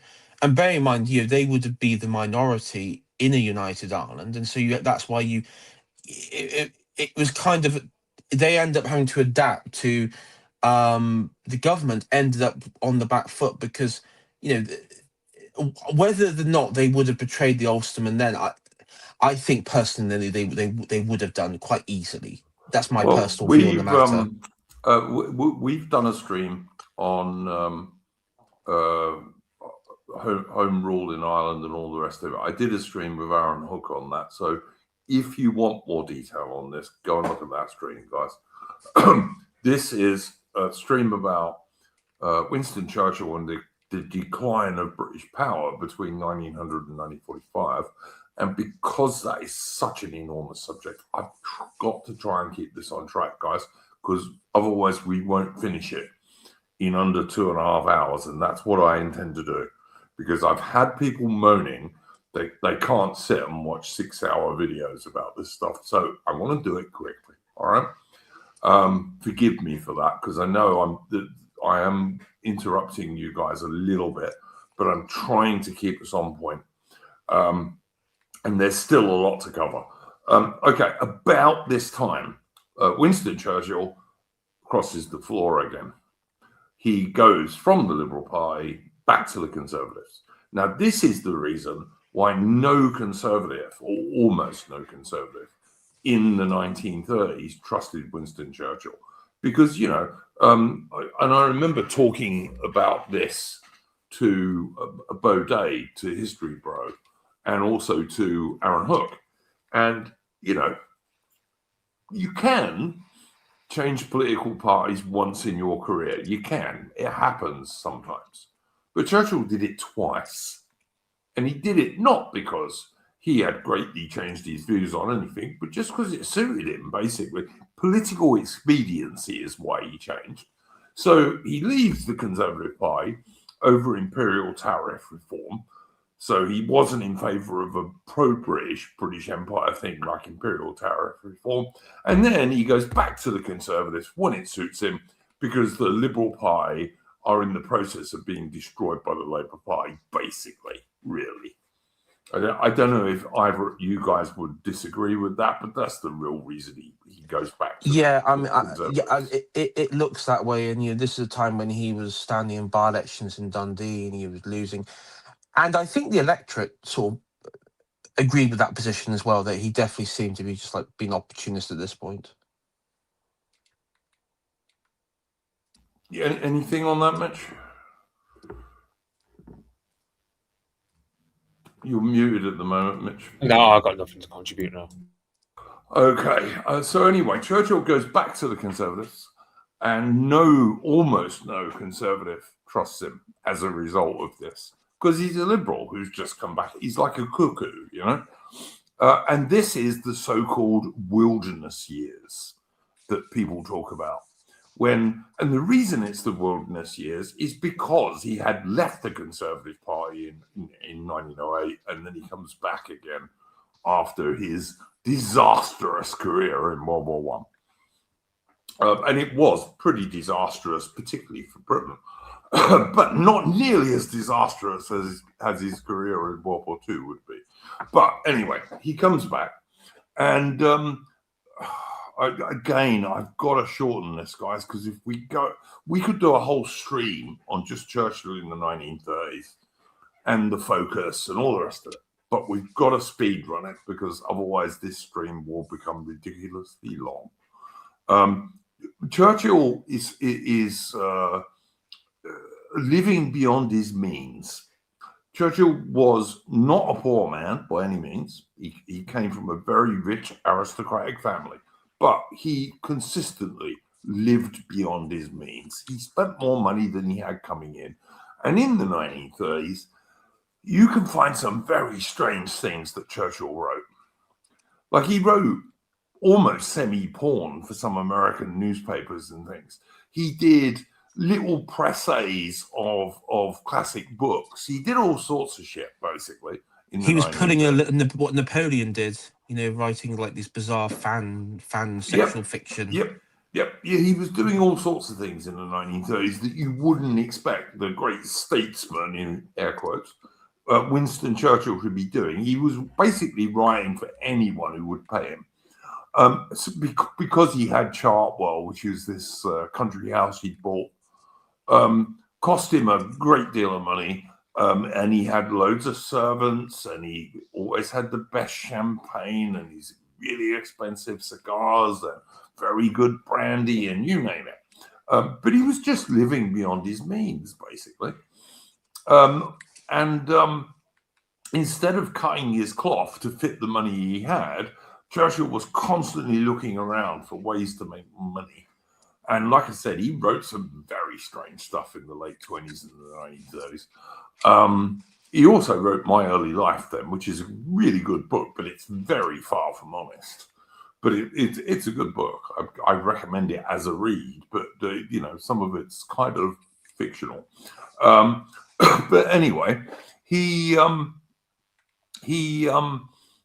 eventually got put in touch with various figures from certain people with a Middle Eastern background, shall we say. You can think, for example, of Alexander Korda, the filmmaker, who is a British Jewish filmmaker, of course.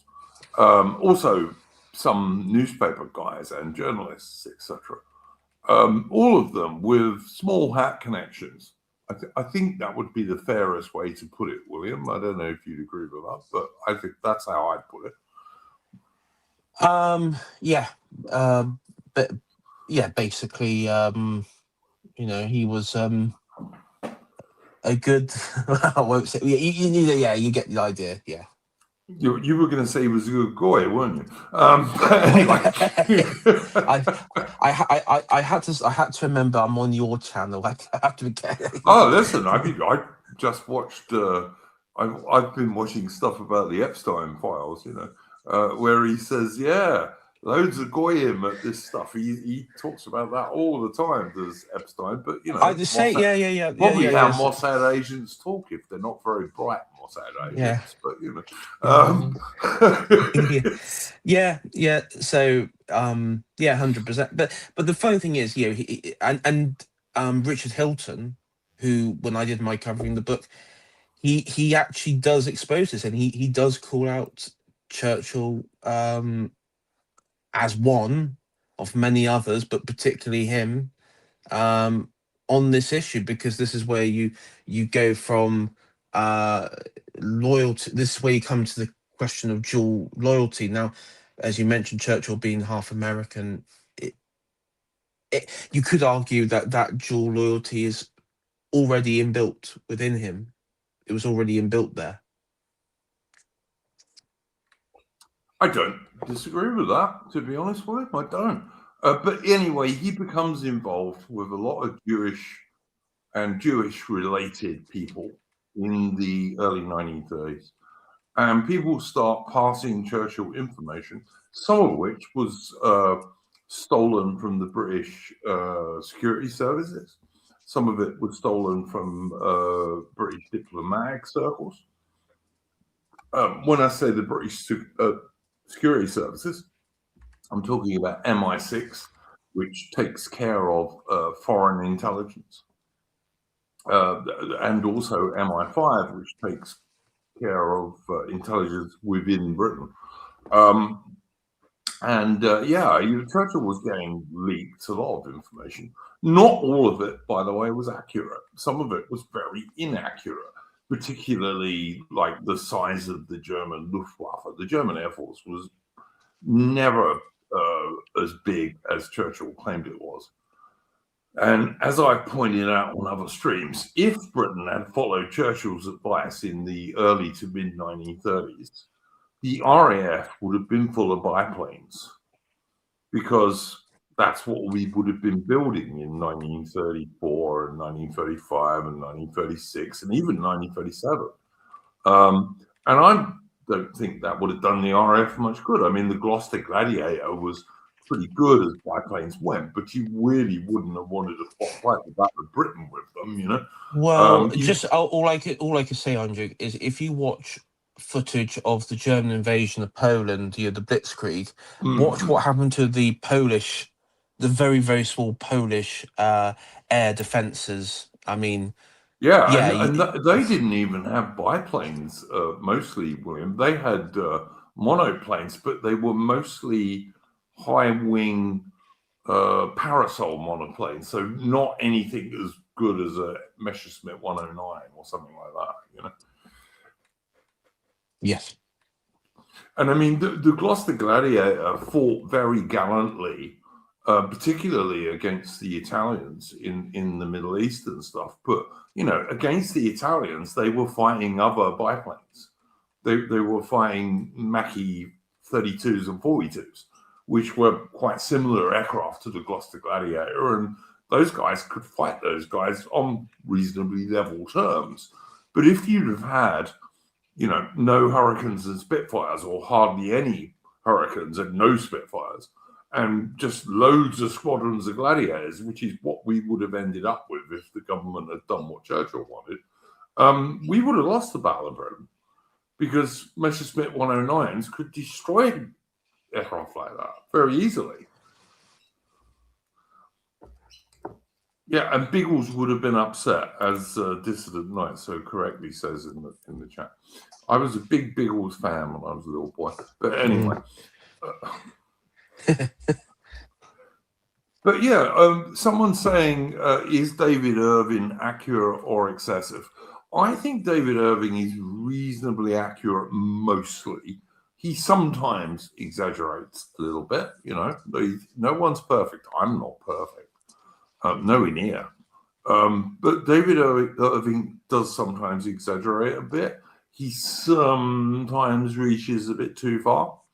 But most of his stuff is reasonably okay. You know, it's not perfect, but it's no worse than the hagiographies about Churchill, which are just as bad, at least. Actually worse, I'd say. But anyway, yeah, so Churchill is getting all this information. Not all of it's totally accurate by any means. And he's supposedly shouting in the wilderness and blah, and he's warning about Germany. I do not myself believe, and I'll ask you two guys in a sec to give me your views. I don't think Adolf Hitler, and I'm no fan of Adolf Hitler, by the way, or the mid-20th century Germans. I'm no fan of those guys. But I don't think he had any real intention of attacking Britain or even France. I think the AH and the Nazis were always going east. And we should have led, because I don't wish ill on anyone, but because I'm a British guy and a British loyalist, and mostly, if I'd have been around in 1938, I would have mostly cared about Britain and the Empire. I would have said, well, if he wants to go and fight Poland, which, let me remind people, Poland in 1939 was also a military dictatorship. Yeah, it was a military dictatorship. It was not a democracy. It was just a less efficient military dictatorship. If the Germans wanted to fight Poland, I mean, well, what a shame. And if he then wants to go on and attack the wonderful man Stalin, who had killed vast numbers of Russians, like Stalin was a real expert mass murderer in 1938 and 1939, something that Adolf Hitler only became in 1941. Adolf Hitler was an amateur about mass murder until 1941. But anyway, yeah, I wouldn't have cared, frankly, if the Germans want to go off and fight the Soviets. Their business, nothing to do with the British Empire, as far as I'm concerned. But that's just my view. I don't know, Mitch, William, maybe you think differently. I know, like, I got a book on my reading list about, for example, Yalta, which I'll plan on reading about later in the year. I was more FDR. I was more just tricked by Stalin. Like, he just fully bought into Stalin's charm, whereas Churchill was a lot more wary. But there was still moments where you think, for example, we have a percentages agreement where they carved up the Balkans, which weirdly Stalin respected, like in terms of Greece. Like, he just never bothered helping the Greek communists after World War II. So I suppose Stalin and Churchill could have some rapport, but even so, you take over Hurricane fighters and Matilda tanks or whatever they were that we sent to the Russians, only to rot away in Arkhangelsk. There's not really much you can argue for Churchill. And these tanks and aircraft that Mitch is correctly talking about, they were the ones that didn't go to the British forces in the Far East, who ended up fighting the Japanese with no modern aircraft and not a single fucking tank in the whole of Malaya. But yeah. On my point on that, I agree, and I think if you look at and I've gone through some, I've done, even at a young age when I've had to I've actually studied the rise of National Socialism. And in that period, the Third Reich and what have you, their entire purpose beyond a lot of the propaganda you get today. I mean, it was about writing what they perceived, which was their wrong, where a good percentage of German land after World War One was removed from them. It wasn't just, you know, the Sudetenland and Czech Republic, but it was also a good portion of what was at that time, and you know, before World War Two, western portion of Poland, which would have made up, you know, the Prussian state, the historic Prussian state, as well as you know, this sort of uh, unity with Austria as well, this sort of pan-Germanism. I personally, I think that their sole aim, and you listen to their speeches, I mean, and I don't think they're sort of dishonest, is that their main enemy, and I think they were hostile to liberal ideas from the West, but their main enemy, their main focus was Bolshevism. And in some ways, I mean, like for example, in Germany, jazz was banned because of the way it was perceived. Now, someone like Julius Evola did criticize the National Socialists in Germany as being a bit too liberal in some areas because they weren't right wing enough. William, I totally agree with everything you're saying here, but it's going off the topic of our subject, which is Winston Churchill and Britain. Oh, look, was Germany hard done by after World War One? Yeah, a bit. Not that terribly, to be honest. I mean, look at the Treaty of Brest-Litovsk, I think it's called, with the Russians, with the Soviets. That was a lot harsher than the Treaty of Versailles.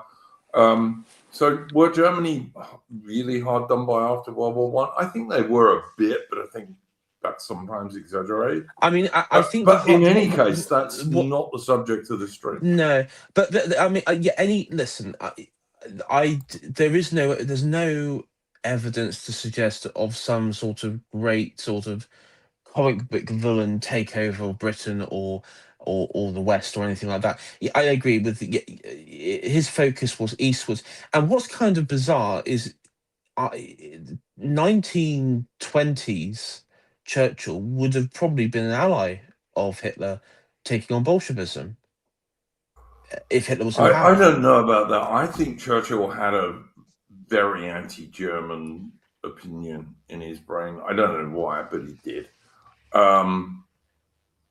You know, I've got no great opinion on the Germans. I don't particularly like them, and I don't particularly dislike them. But I think Churchill disliked them largely. But you know, but then he was a Francophile, which probably had something to do with that. But yeah, again, I'm going to be ruthless here, guys. I'm going to try and keep us on the subject because we're only just coming to the outbreak of World War II. Now, of course, Churchill is made First Lord of the Admiralty again in 1939, and the Navy, the Royal Navy, famously sent the signal around the fleet saying Winston's back. And I have seen some very interesting takes on that recently, that it wasn't, oh, that's good, Winston's back. It was more a warning to the captains of the ships around the world that Winston Churchill was in charge again, which meant, you know, you're going to get some really strange orders and be careful, boys. I think it was probably more that than any sort of niceness about Churchill.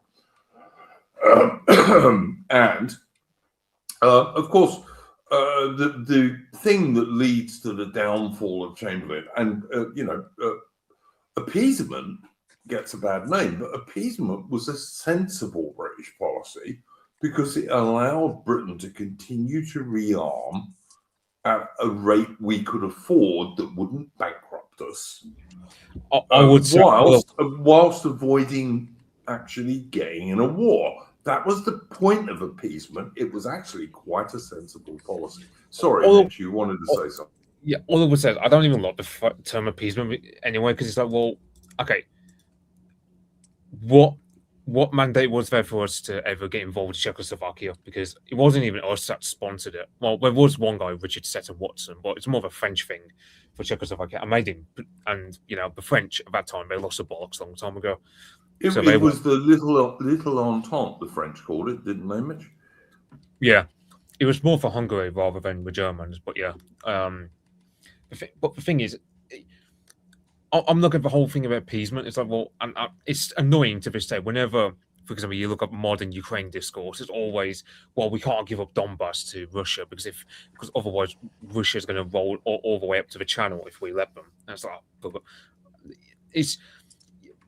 and that's the thing. Is that I don't even like the term appeasement anyway, because the whole point is we were able to negotiate with Hitler in good faith, and that only ended when he annexed Czechoslovakia in March 1939. So I just see it as, well, we were dealing with a situation where we can't defend Czechoslovakia because it's on the other side of Europe, like they're landlocked. What we're going to do, we're going to naval invade all the way into Berlin for the Elbe. Yeah, just of course, as Britain and France could do nothing to help Poland in 1939. Nothing. Complete waste of time declaring war to help when Germany invades Poland. We could do nothing to help the Poles, even if we had the willingness to do so, which in frankness, we didn't. Yeah, so Churchill was, it's fair to say Churchill was a warmonger, but I also blame Hitler because Hitler torched Chamberlain's reputation through annexing Czechoslovakia in March 1939. So that just gave moral legitimacy to Churchill when he was saying we need to smash the Germans. Because there are plenty of quotes. Yeah, I'm not a fan of Hitler. I've said this many times, Mitch. And also, let me point out one other thing. Of the three British armed services, the Royal Navy, the British Army, and the Royal Air Force, by far the strongest and most important was the Royal Navy. And the Royal Navy were preparing for a war that would break out at the earliest at the end of 1941. So it therefore makes sense, of course, that Britain doesn't go to war before the end of 1941 if you can possibly avoid it. Yeah, and British foreign policy at this point was absolutely stupid, where we were given a guarantee to countries like Romania, like confetti. It made no sense. Like, it was just, I think I've said it before, but like, you look at British interwar policy, like, there's not really a rational, correct explanation for it. It's just we did stuff purely off like short-term vibes, by the looks of it. It was just all about the here and now, how morally we feel. Because you imagine, for example, let's say Churchill was Prime Minister in 1936. I imagine he probably would have sent in troops to Germany, even as early as that, even though I don't think we could have, or at the very least, he would have said to the French, he would have egged on the French to take on the Germans in that year. Or let's say, perhaps it's a poor example. But, he might have, in 36, he might have stood some chance if he could have got the French on side. Maybe. Well, the thing is, the French had lost their bollocks a long time ago before that, so they weren't going to do anything without us supporting them. Yeah, if you look at France in 1940, the shadow of Verdun and many other First World War massacres lies very heavily over the whole French army. It just does. Yeah, it doesn't help by the way that the French birth rate stagnated after Napoleon, because he got so many young Frenchmen killed that their birth rate stagnated compared to us and the Germans. So the French were already feeling a fair bit anxious about the fact that the Germans outnumbered them. Oh, 100%. What is sorry, William. What is strange, and because we'll go into the 30s as well, is that one of his things that he did maintain a policy, quite a strict policy on neutrality, was, of course, during the Spanish Civil War, which you would think, given his rhetoric up till this point, would have been firmly on side of Franco and the Phalangists and the nationalist movement. But no, it's actually strict neutrality. Let's also just mention briefly, William, Churchill's big supporter and protege, Anthony Eden, deliberately made Mussolini in Italy an enemy of Britain over Mussolini's invasion of Abyssinia, which is Ethiopia today. And I'll be honest, I'm pretty sure the Italians probably ran Abyssinia better than Haile Selassie. Why the fuck did Britain give a shit who ran Ethiopia? Well, we expanded into Africa to suppress the slave trade, but then Yeah. we veto against the idea of Italy invading an Ethiopia that still had slaves. So yes, it's a bit weird. 100%, Mitch. And the Italians, of course, got rid of slavery in Abyssinia. Yes, 100%. Totally. Yeah. The only other thing I'd say is Francisco Franco, he was personally very Anglophilic, so it makes no sense why Churchill wouldn't support him. Well, unless you came to the idea that Churchill was sort of antichrist, so to speak. Well, given the way what happened, it's kind of odd because you had you had like Labour politicians who were more, particularly from the more Catholic areas, who were Roman Catholics themselves, were actually a bit more in favour because of what the Republicans were doing towards Catholics and and religious symbols in the country. I mean, it was and priests and nuns who were nuns, being murdered and raped and God knows what else by communists also in Spain. the tombs of saints and other people, those like bishops and people like that who've been buried, who were dug up and bones were smashed. I mean, it was it was as bad as the French Revolution. It was ridiculous, and any sane person, I don't know how you could support that unless you're complete and utter psychopath. Yeah, I think we're in agreement on this one, guys. All right, just to move us on, because I think we're going to manage to finish this by 2.5 hours, just about. All right, the thing that brings down Chamberlain is the Norwegian campaign. Now, the Norwegian campaign, from the British point of view, was entirely organised by Winston Churchill, because Winston Churchill was the political head of the Royal Navy. It was Winston Churchill who was sending in British warships into neutral Norwegian waters to lay mines and to search for German ships, merchant ships, and what have you.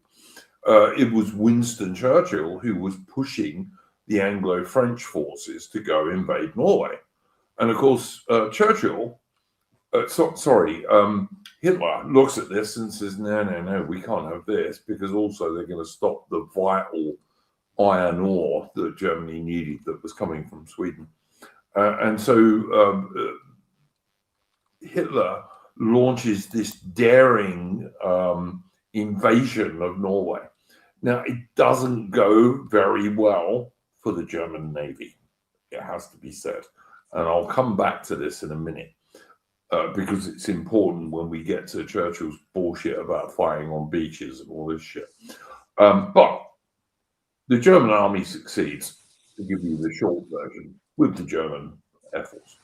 And they do take over Norway, partly because the Norwegians wouldn't prepare properly. They wanted to stay neutral, although they did inflict some losses on the German Navy. Also, Adam making a comment in the chat there. It goes very well for the Royal Navy, the Norwegian campaign. It does not go well for the British Army or the French Army or the very few Air Force units that are sent there. And it brings down Chamberlain's government, which is ironic because it was mostly organised by Winston Churchill, who then becomes Prime Minister. I don't know if you guys have anything to say about that stuff. No, well, I'm happy to move on with that.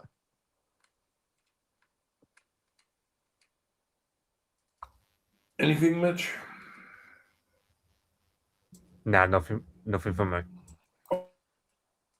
So what happens in Norway, as I say, is the German army succeeds.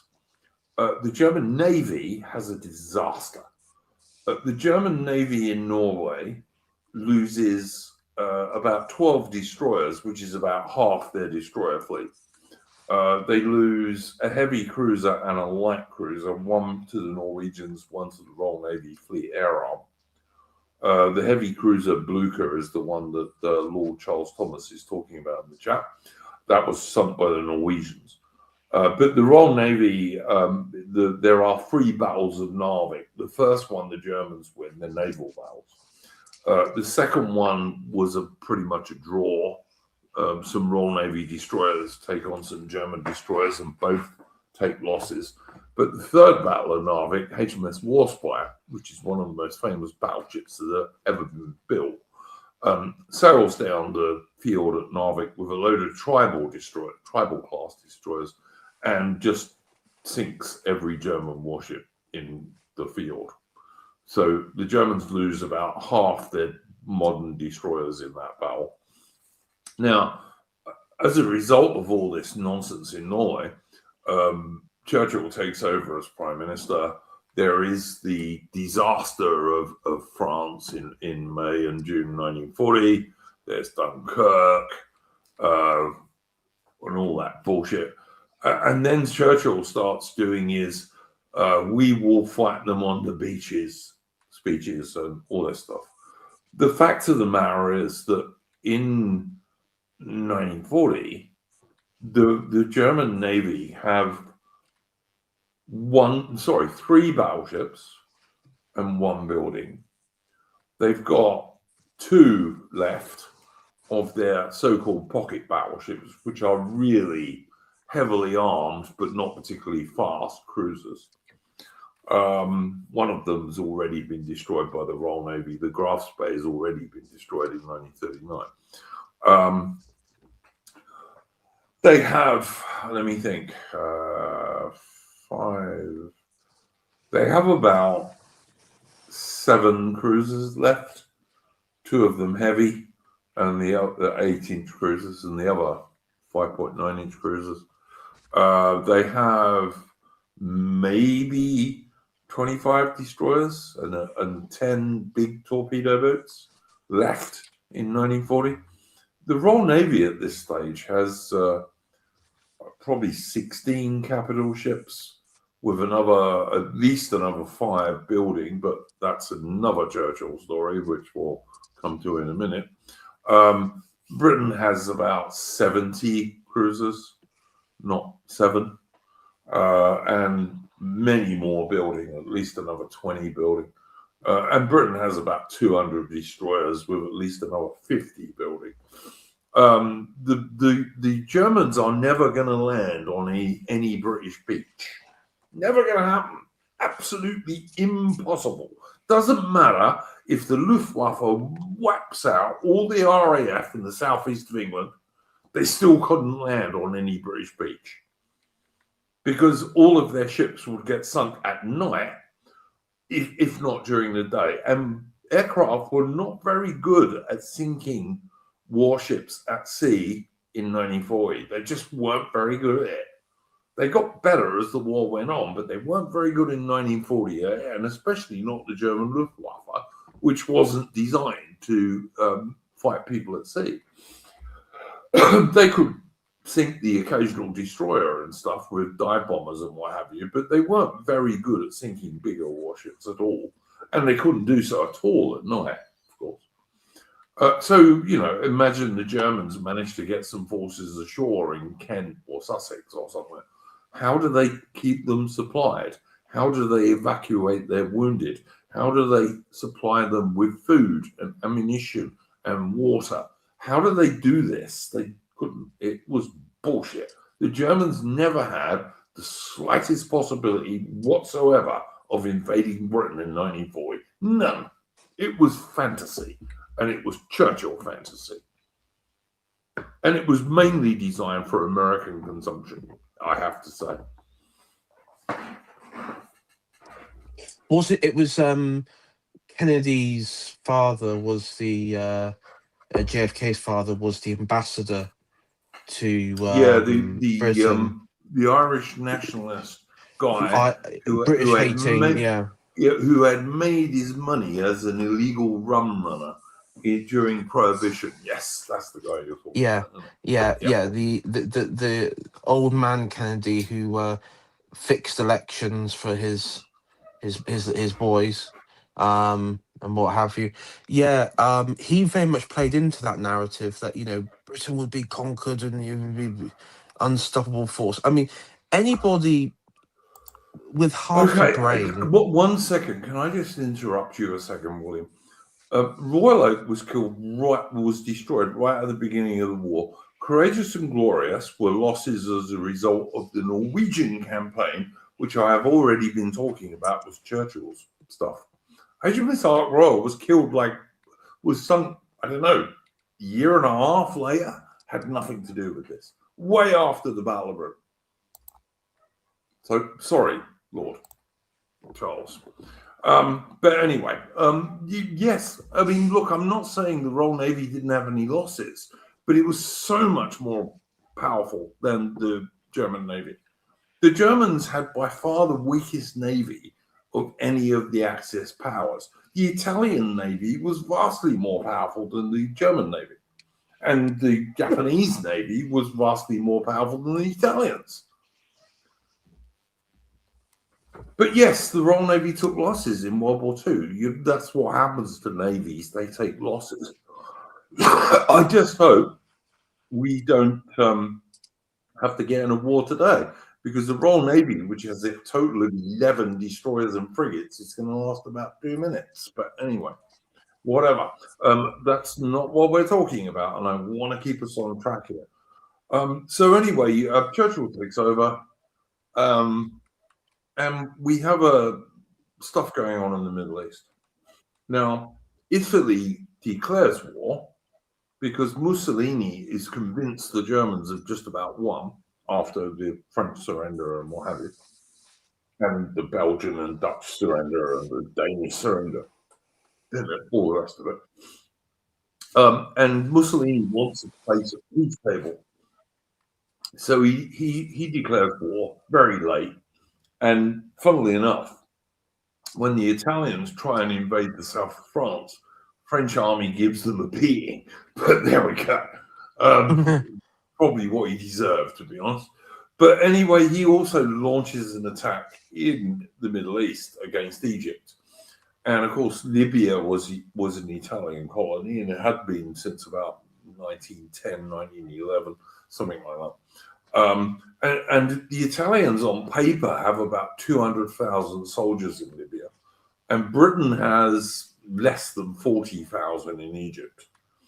So it doesn't look good for Britain. But General Sir Richard O'Connor, who was a brilliant British Army officer and one of the best armored commanders that Britain had, launches Operation Compass, which starts out as a raid but turns into an offensive.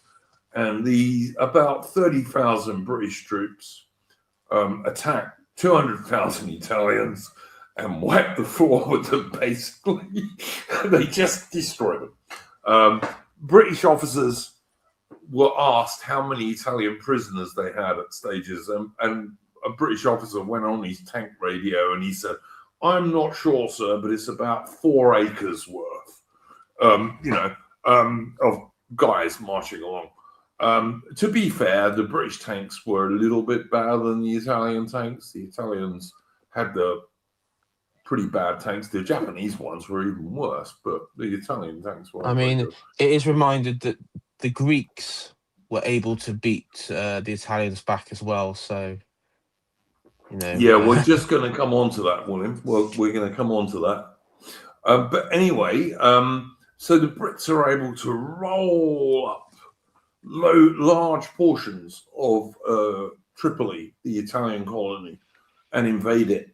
It ends up at a place called Bedafon, where the Italians are ambushed by British forces, which had got around behind them and ambushed them from both sides of the road.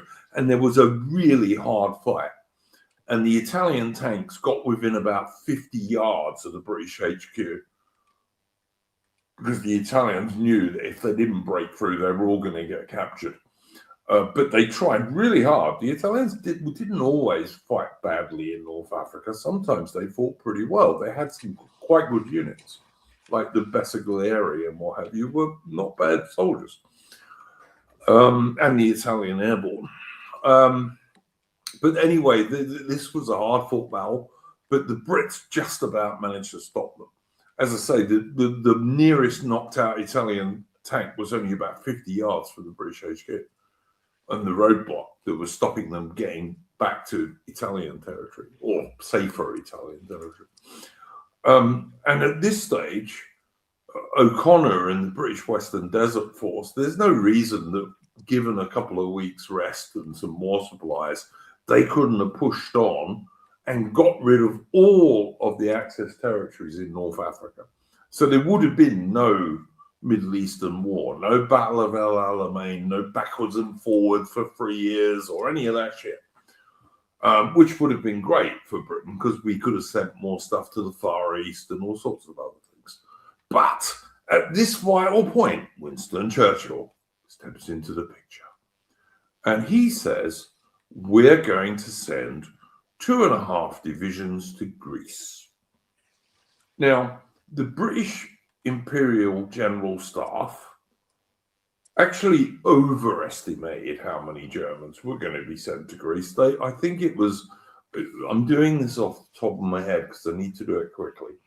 But off the top of my head, the British thought the Germans would send 15 or 16 divisions into Greece to help Mussolini and the Italians. In fact, I think it was more like 12.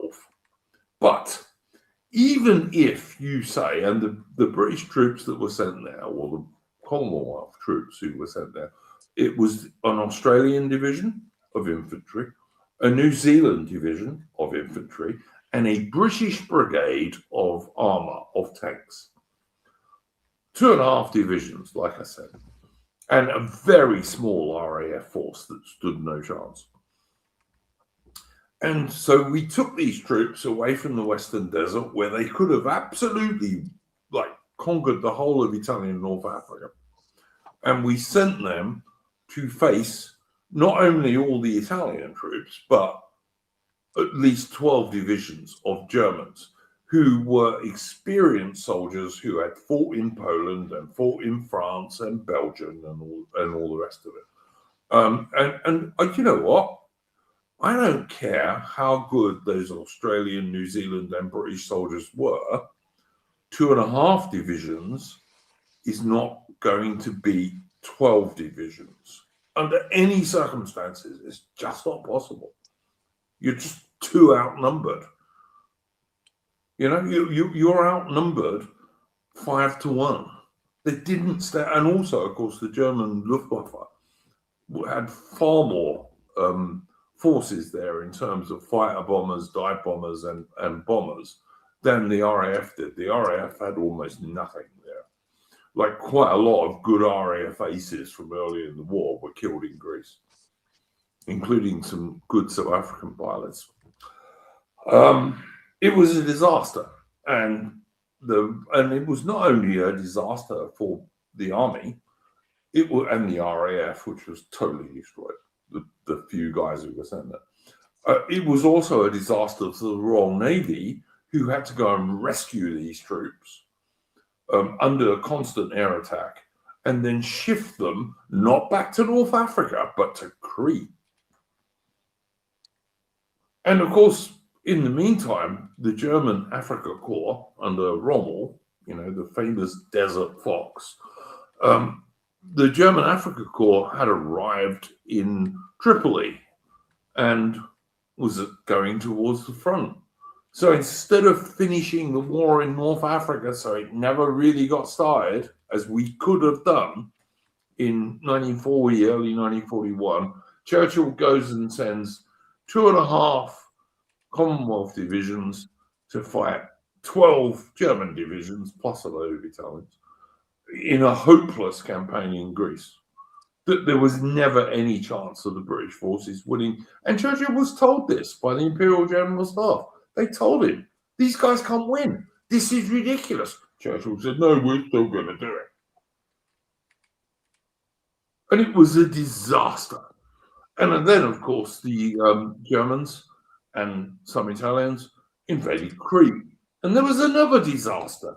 And the Royal Navy which had already had to evacuate the British Army from Norway. Then it had to evacuate the British Army from France. Then it had to evacuate the British Army from Greece. Now had to evacuate the British Army from Crete. And the biggest losses the Royal Navy suffered in 1940 and 1941 easily were evacuating British armies from all over Europe due to Churchill's stupid fuck-ups, basically. There's Yeah, no was other it? way to describe Was it in a situation where, because we sent that armor brigade to Greece, that then compromised our ability to push into Libya, and we could have preempted Rommel's arrival, so just prolonged the North African campaign for bloody ages. Instead of 100%, 100%. That's exactly what happened. Yes.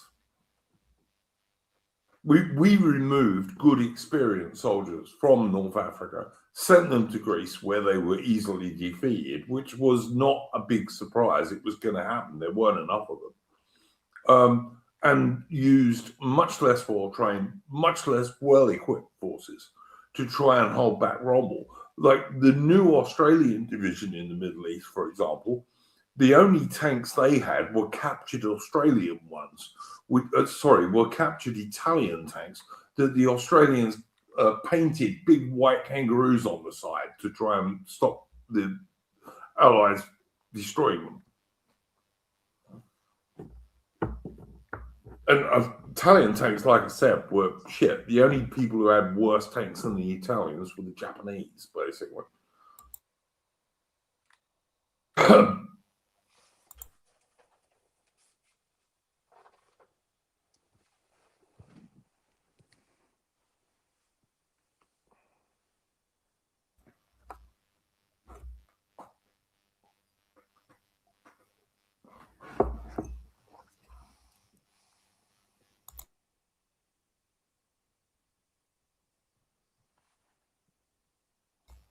I was going to say, to answer someone's question in chat, do you think the West won the war?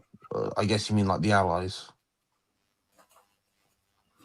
Well, the Americans won it. Britain didn't, that's for sure.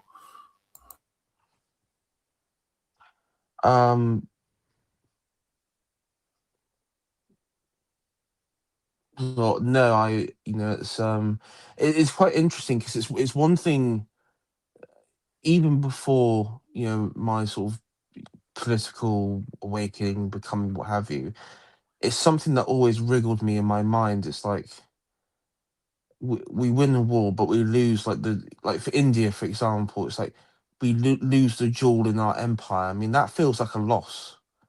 That's a loss. That's a loss. That's losing your Yeah. colonies, and it's a loss. Fight the war in India and in Burma, and then give them independence in 1947. So what was the point, really? And that's sort of because of like the family connection I have. That's always been like the overarching, understanding of the war. And I know for a lot of veterans, particularly those who were out in Burma, many of them felt that way, because it was, that it was for nothing, and all the dead, along that were who were captured, imprisoned, and forced to work, and many who died on the railway. I mean, again, it was for nothing.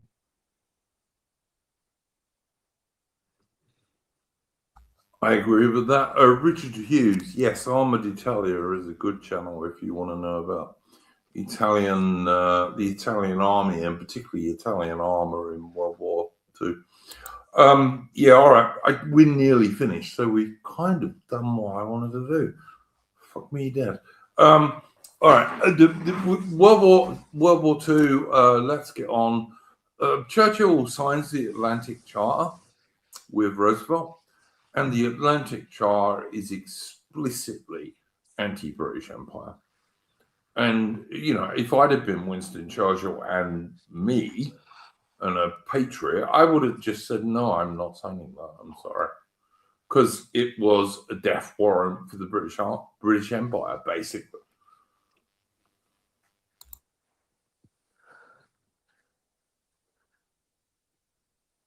Yeah, I remember during my streams about Richard Hilton, it was the. I think he even described it as this is when a hostile. Uh, it's like we've been at war with America. America's beaten us, and then this is like the surrender terms. I mean, what was it like the call? Yeah, that was the The treaty that Roosevelt made Churchill sign after the Americans had beaten the shit out of the British, except of course they hadn't. But yeah, all right. and what it was is this, and this is something that you see today. You know, it's self-determinism, democracy, democracy, disarmament, and also the creation of this new international rules-based order, which is something. I mean, we did have an international rules-based order. It was called the British Empire, um, that got snuffed out, and you had all these advocate groups for um, self-governing, but it was selective self-governing because what about the Boers? What about the Rhodesians? Their self-governing didn't count.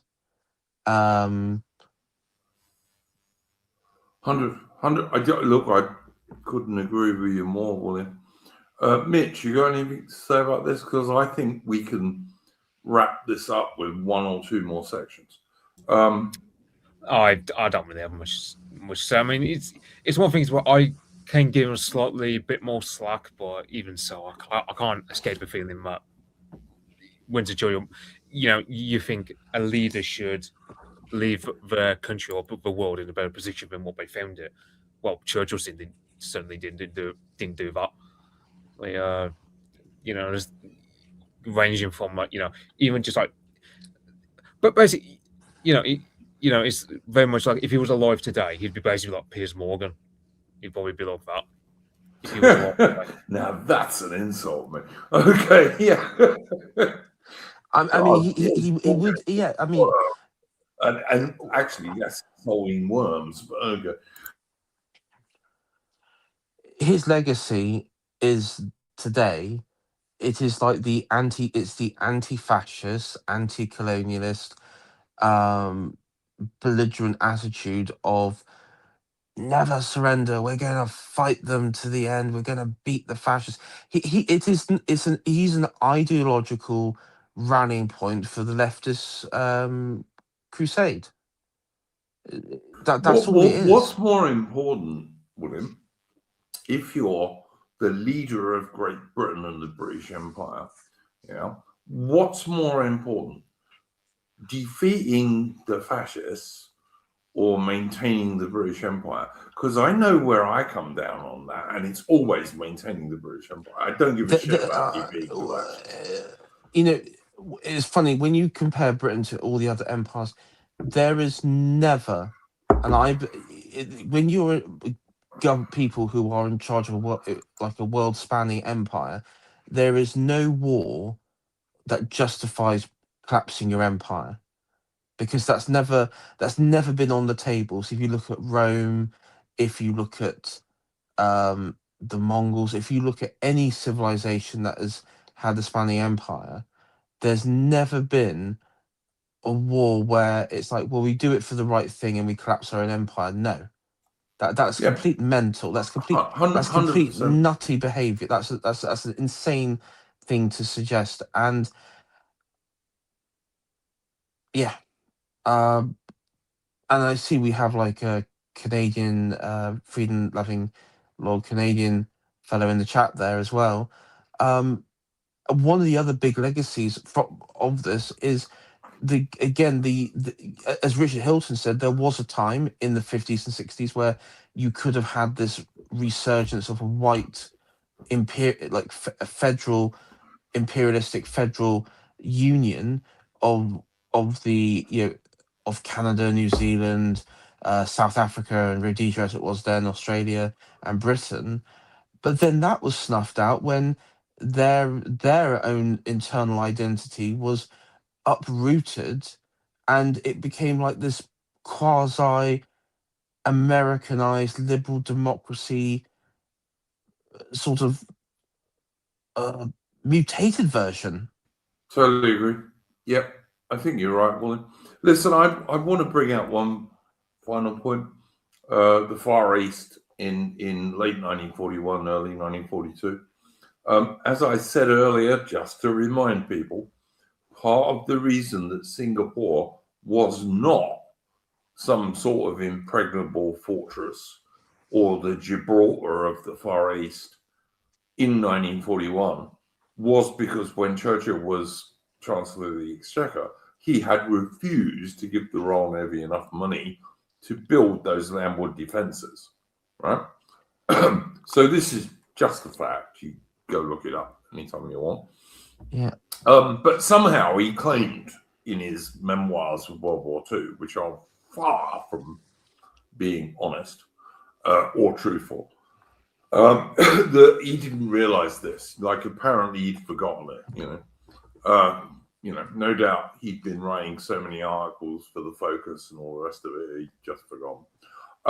But he, as Mitch pointed out, he was sending Stalin British tanks and modern British aircraft, including Hurricanes and Spitfires, in quite large quantities via the Arctic convoys, which were very expensive, both for the British Merchant Navy and also for the Royal Navy to get through, because they were constantly attacked by the few surface ships the Germans had, and also their aircraft and submarines. And they got almost no help from the Soviets. The Soviet Navy was basically useless in World War II, apart from sinking civilian cruise ships. They were good at that. I would say, I'd say that. I mean, someone mentions, for example, compares it to the Sassanid Empire. I mean, I suppose you can compare Churchill to someone. I mean, because you have some, for example, Napoleon, who sank France to its lowest depths after the Napoleonic Wars. For Russia, you got Kerensky, and then we have Churchill. But I'm asking. I don't think you can compare it, because that's like saying the Shah, the last Sassanid Shah, like Croswell or whatever it was. You basically said, okay, we've done a peace agreement with the Eastern Romans, we've exchanged territory. Now let's hand the keys of the kingdom over to this Arab sect of Mohammedans. I mean that's basically what the comparison that we'd have to come to, and that's mental. I mean, and also both, and when they were both fighting the Eastern Romans and the Sassanids, they actually did fight back to hold territory. I mean, they lost. I mean, particularly the Sassanids lost really badly in Mesopotamia, and then of course in their heartland. But at least they did put up a fight and lost their empire in pitch open battle. I mean, with us, not a single shot, really. Yeah, it's because the thing is, like, you have, for example, we're just pouring our empire off to the Yanks. Now, I mean, the Americans, I can't really fault them in World War II in terms of dismantling the British Empire, because why wouldn't you if you're Roosevelt? Your imperial competitor is literally making all retarded moves. Why not just take their place? Especially when, and I can't fault them for that one. It's like, as much as for example, I don't want to get into territory of talking about Stilwell or whatever, but there's a strong anti-Anglo presence among a lot of American elites at that time. And then you have the Soviets who, I mean, the Soviets, they lost millions of people, but they won the ascendant as well, especially after World War II. And it's just one of those things where, I mean, you have Suez Crisis, which kind of was ripped off a cope, but even to this day, it's maybe, I will say, I think the Churchill worship would disappear once the boomers are gone. I don't really see Churchill worship without the millennials and the zoomers. I damn well hope so, Mitch. I hope you're right.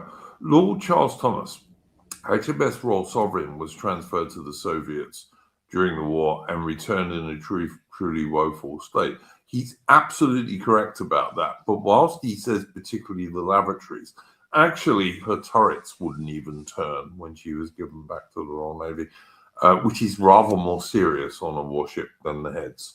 But anyway, listen, the disasters that the Britain suffered in the Far East in 1941 were almost entirely Churchill's doing. There was no reason for Britain to have no tanks in Malaya in 1941. There was no reason for Britain to have no modern aircraft in Malaya in 1941. To give you an example, the Royal Air Force Fire Command had about 1,200 modern fighters in Britain in 1941. And because the Germans were doing Barbarossa, the invasion of the Soviet Union, they were facing at most 300 German fighter aircraft.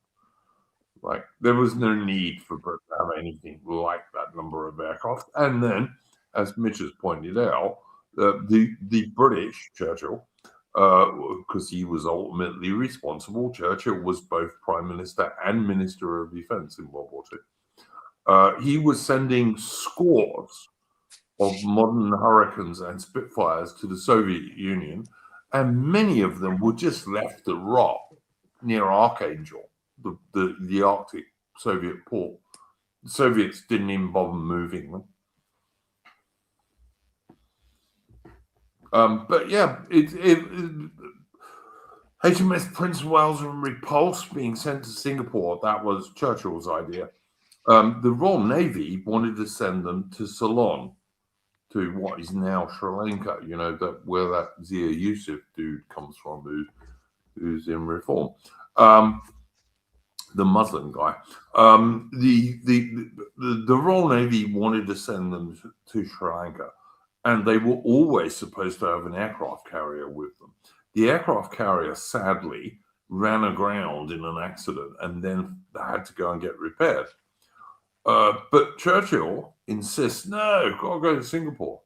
Even without an aircraft carrier, got to go to Singapore.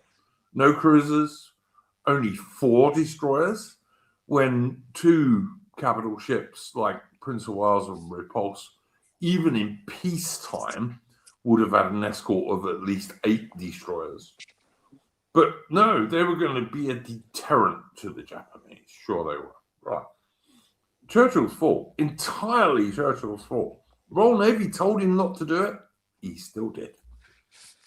And you know, the very last Churchill disaster in World War II was Churchill insisted on invading some Greek islands in 1943, I think it was, late 1943, or maybe it was early 1944. I think it was late 43. The British Army, the Royal Navy, and the RAF all said to him, Churchill, these islands are too far away. We don't have enough men and we can't provide enough warships. Churchill still insisted on doing it. The Germans were able to counterattack, and it was the last British defeat in World War II. And it was entirely Churchill's fault. And yet somehow this bloke is the epitome of the bulldog spirit. I think he's the epitome of fuck-ups and losing, but that's just me. One thing I don't like about the bulldog spirit, and this is, I mean, because we talk about the military stuff, now let's get into, I would say, the legacy stuff and the narratives that have been formed around it. One, and this is as Mitch talked about, this is like the Boomer legacy, is that Britain is this pathetic small island nation on our own, and it's like, no, Britain at the time was the world superpower projector of strength. We weren't this helpless, defenseless island nation. We were an empire, and that's something. The empire from World War II has been expunged from the record, and that's been done deliberately, and that was very much. Well, apart from when it's Indians or Pakistanis, of course.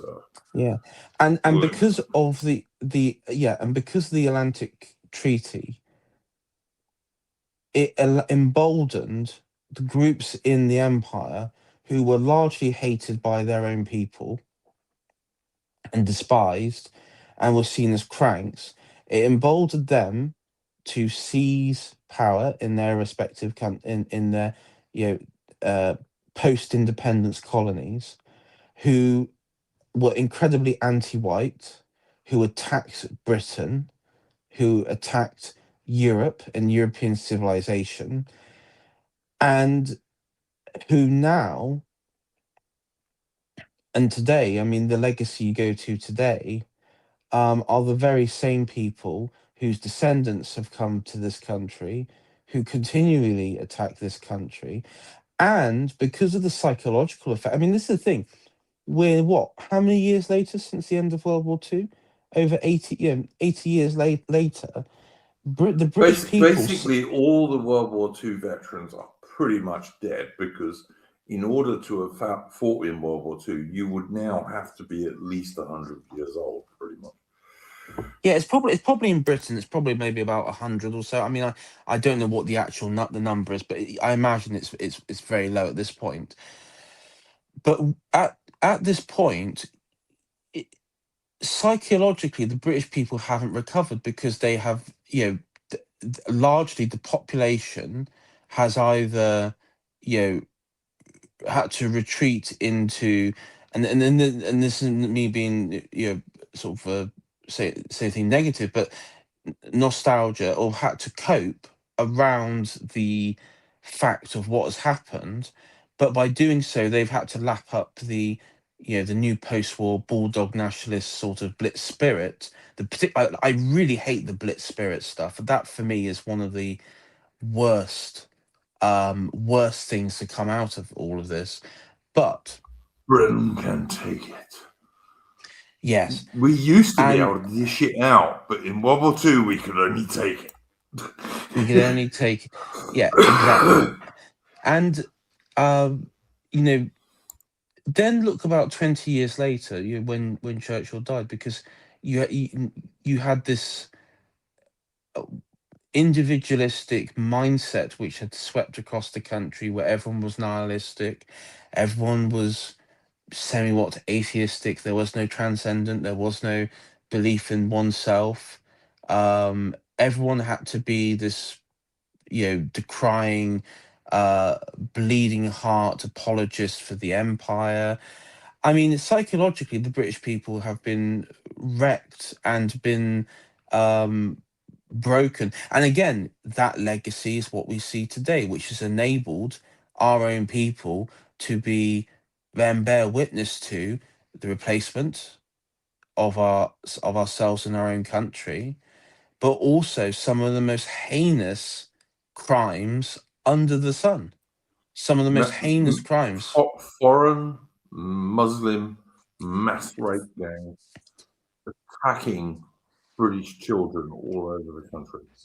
Yeah, and our own people have been accepted with it, and this is the thing, for British people to bounce back from this, and bearing in mind this has been like a decline, and maybe we're still declining. I mean, you haven't reached rock bottom yet, but bloody hell, it's I don't know how far lower we can as a group we can go. If we go much lower, we're going to go through the floor, William. But yeah, I mean, at this point, I think, as a group, we need like a sort of form mental strengthening. We need to have that mental strengthening back, and we cannot. I think, in words of the late great, I'm joking, but we need to have our own form of tribalism.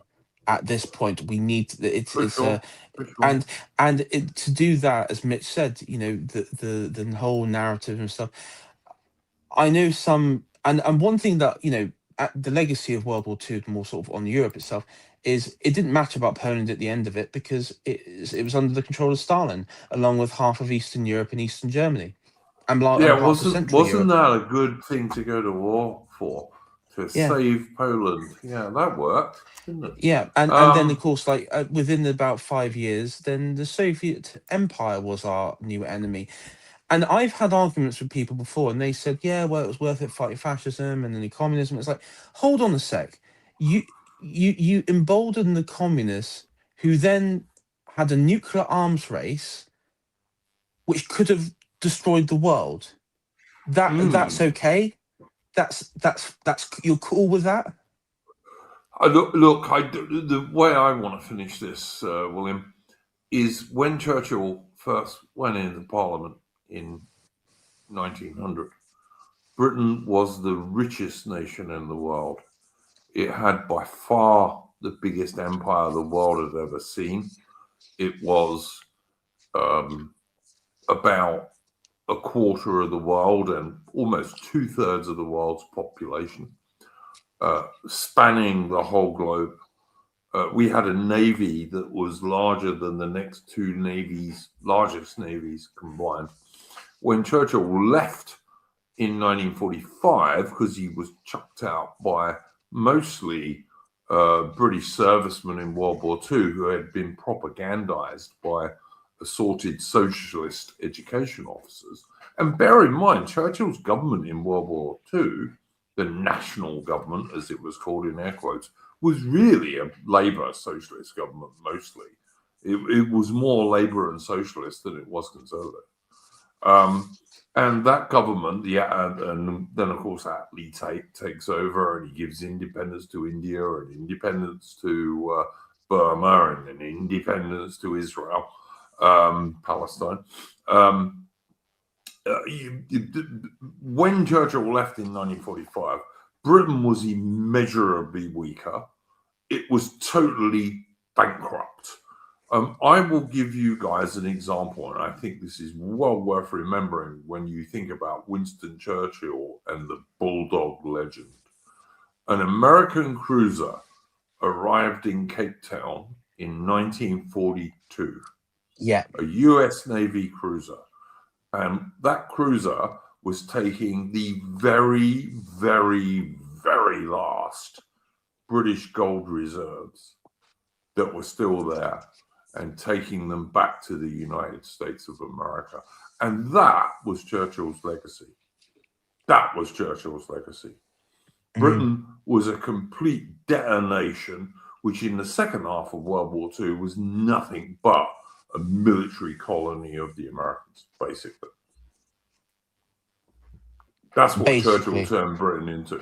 That's what Churchill made Britain. Now, we've managed to do this under 3 hours, and I didn't think it was possible, but we did. Mitch has had to leave us, and thank you, Mitch, for joining us. You're always most welcome, mate. Thank you to William Grenville for joining us. You're always most welcome on all my streams. I didn't think we could do this under 3 hours, William, but we've managed it. And I tell you what, I challenge anyone who watches this whole video to tell us that any single thing we said on this stream was not true. I challenge anyone to do so. Because we did not say one single thing on this whole stream which was not true. Churchill Churchill did more to destroy the British Empire than any other single man. And in that, I include Mussolini, Adolf Hitler, and fucking Tojo in Japan. Churchill did all the Kaiser. Churchill did more to destroy the British Empire and real British power than any other single man. But the thing is, the NPC, the basic normie mind is then activated when because it'll be the response will be, but Hitler, the Nazis, but Hitler. That the NPC mind. If he wasn't fighting Britain and the Empire, I don't care about Hitler. I only care about Hitler when he's fighting Britain and the Empire. And the people who got him to do that included Winston Churchill. Yeah. Britain didn't go to war in 1939 because we wanted to save the Jewish people. That was never mentioned because it wasn't a factor. And in fact, in 1939, Adolf Hitler hadn't killed many Jewish people. He only started doing that in 1941. Yeah, coinciding with Operation Barbarossa and the Yeah, drive and eastwards. Mussolini, you know, if you watch these fucking weirdo communist twats in America these days, they'll go on about, oh, fight the fascists, fight the fash. The fascists were Italians, and there were many, many Jewish members of the Italian fascist party. Yeah. You know, Mussolini wasn't any Jewish at all. He had a Jewish mistress, for fuck's sake. Well, look at the British Union of Fascists. Again, that was one of the problems they had in internal debates when you had like a split, because a lot of Jewish individuals in Britain as well joined up, because it was the radical politics. A lot of them joined up in the British Union Fascists as well. They had a lot of garnered some support there as well. Which was mostly based on the Italian model, not the German Nazi model. But yes, okay. Yeah, and actually, in World War II, people like what was his name? The British leader, I can't remember his name. What was his name, William? The guy who led the British Union of Fascists. Oswald Mosley. Oswald Mosley, when World War II broke out, declared himself a patriot and he'd fight for Britain. Yes, he did. Surprising. Yeah, while like Jack Straw's father refused. What a surprise!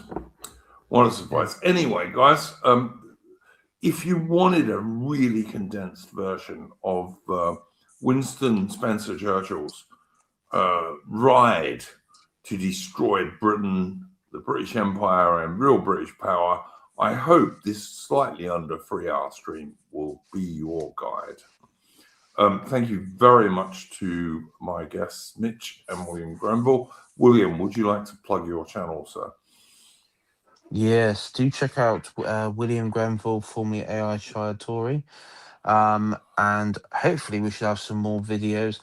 I'm going to have to be doing one on the Epstein files, and also the Epstein story, because like many things that we talk about, narratives here, there have been Iron Duke narratives formed on this, which is incredibly dishonest. The most prevalent one at the moment in Britain is that he was a Russian spy and just sort of cycling off in that sort of nonsensical we can all bollocks. pretend he's not a Mossad asset, which of course he was. He was a Mossad asset. I mean, he repeatedly says at this meeting there's going to be abundant goyim. You know, he says that repeatedly, and so do the other people in his circles. I mean, Ed Davey is like the worst offender, but I have seen the leader of Liberal Democrats. Liberal Democrats are just going, and LBC are going hard as fuck. Yeah, of course, because that's Russian the only spy, thing that will Russians. excuse them. Yeah, right. Yeah. Right. Guys, I will recommend William Grenville's channel.